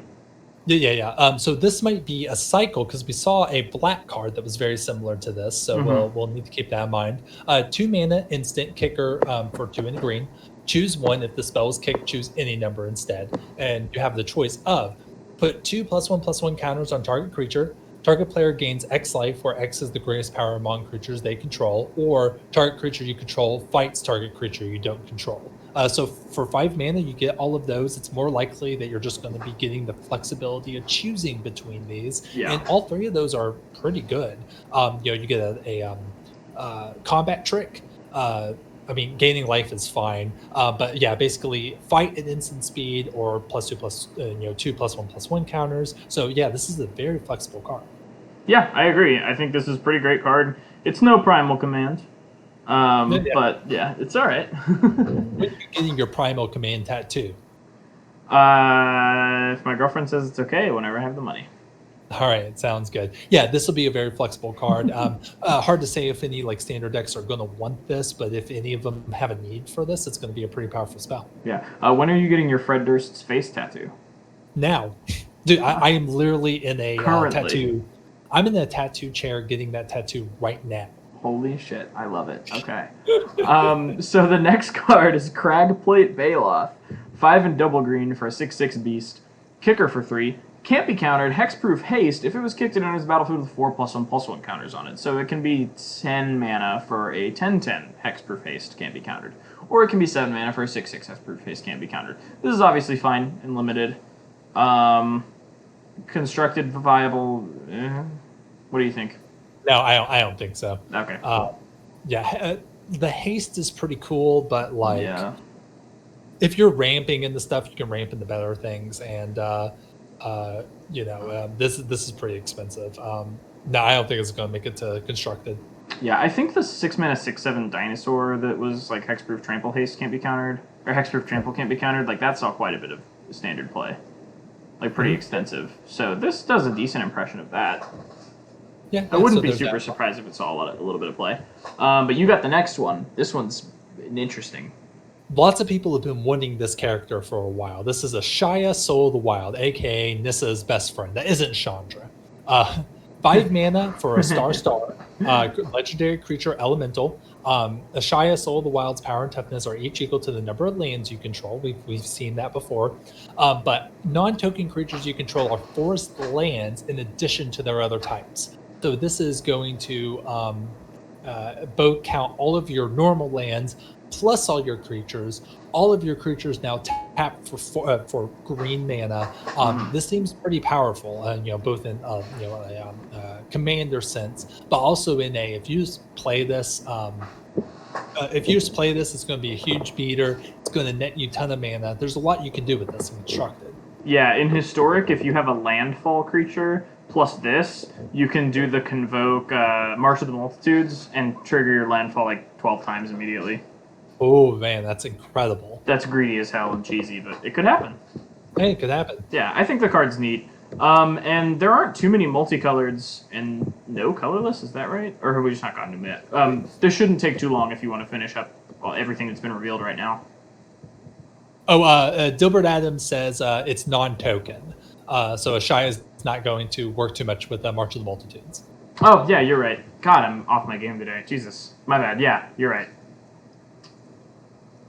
But yeah, do you want to do... Yes, I hear what you said. What is the possibility of us holding off on all the gold cards until our next trip? How would you feel about that?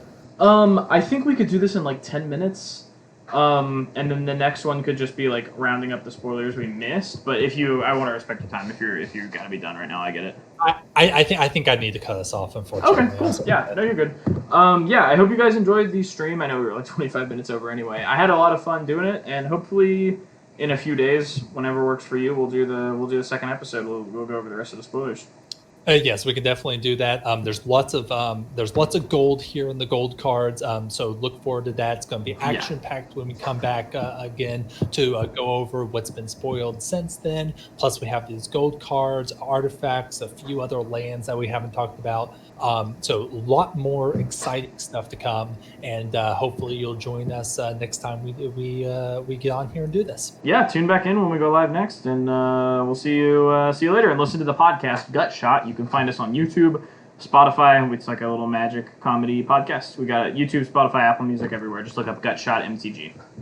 I'm reusing a joke that we made before, but the Gut Shot podcast, the only Magic the Gathering podcast that's publicly calling for the public rehabilitation of Limp Bizkit. So that's what you got to look forward to. Yes, enjoy. But yeah, we will see you around. And I am cutting off the stream now. Have a good night, guys. Have a good night, everyone.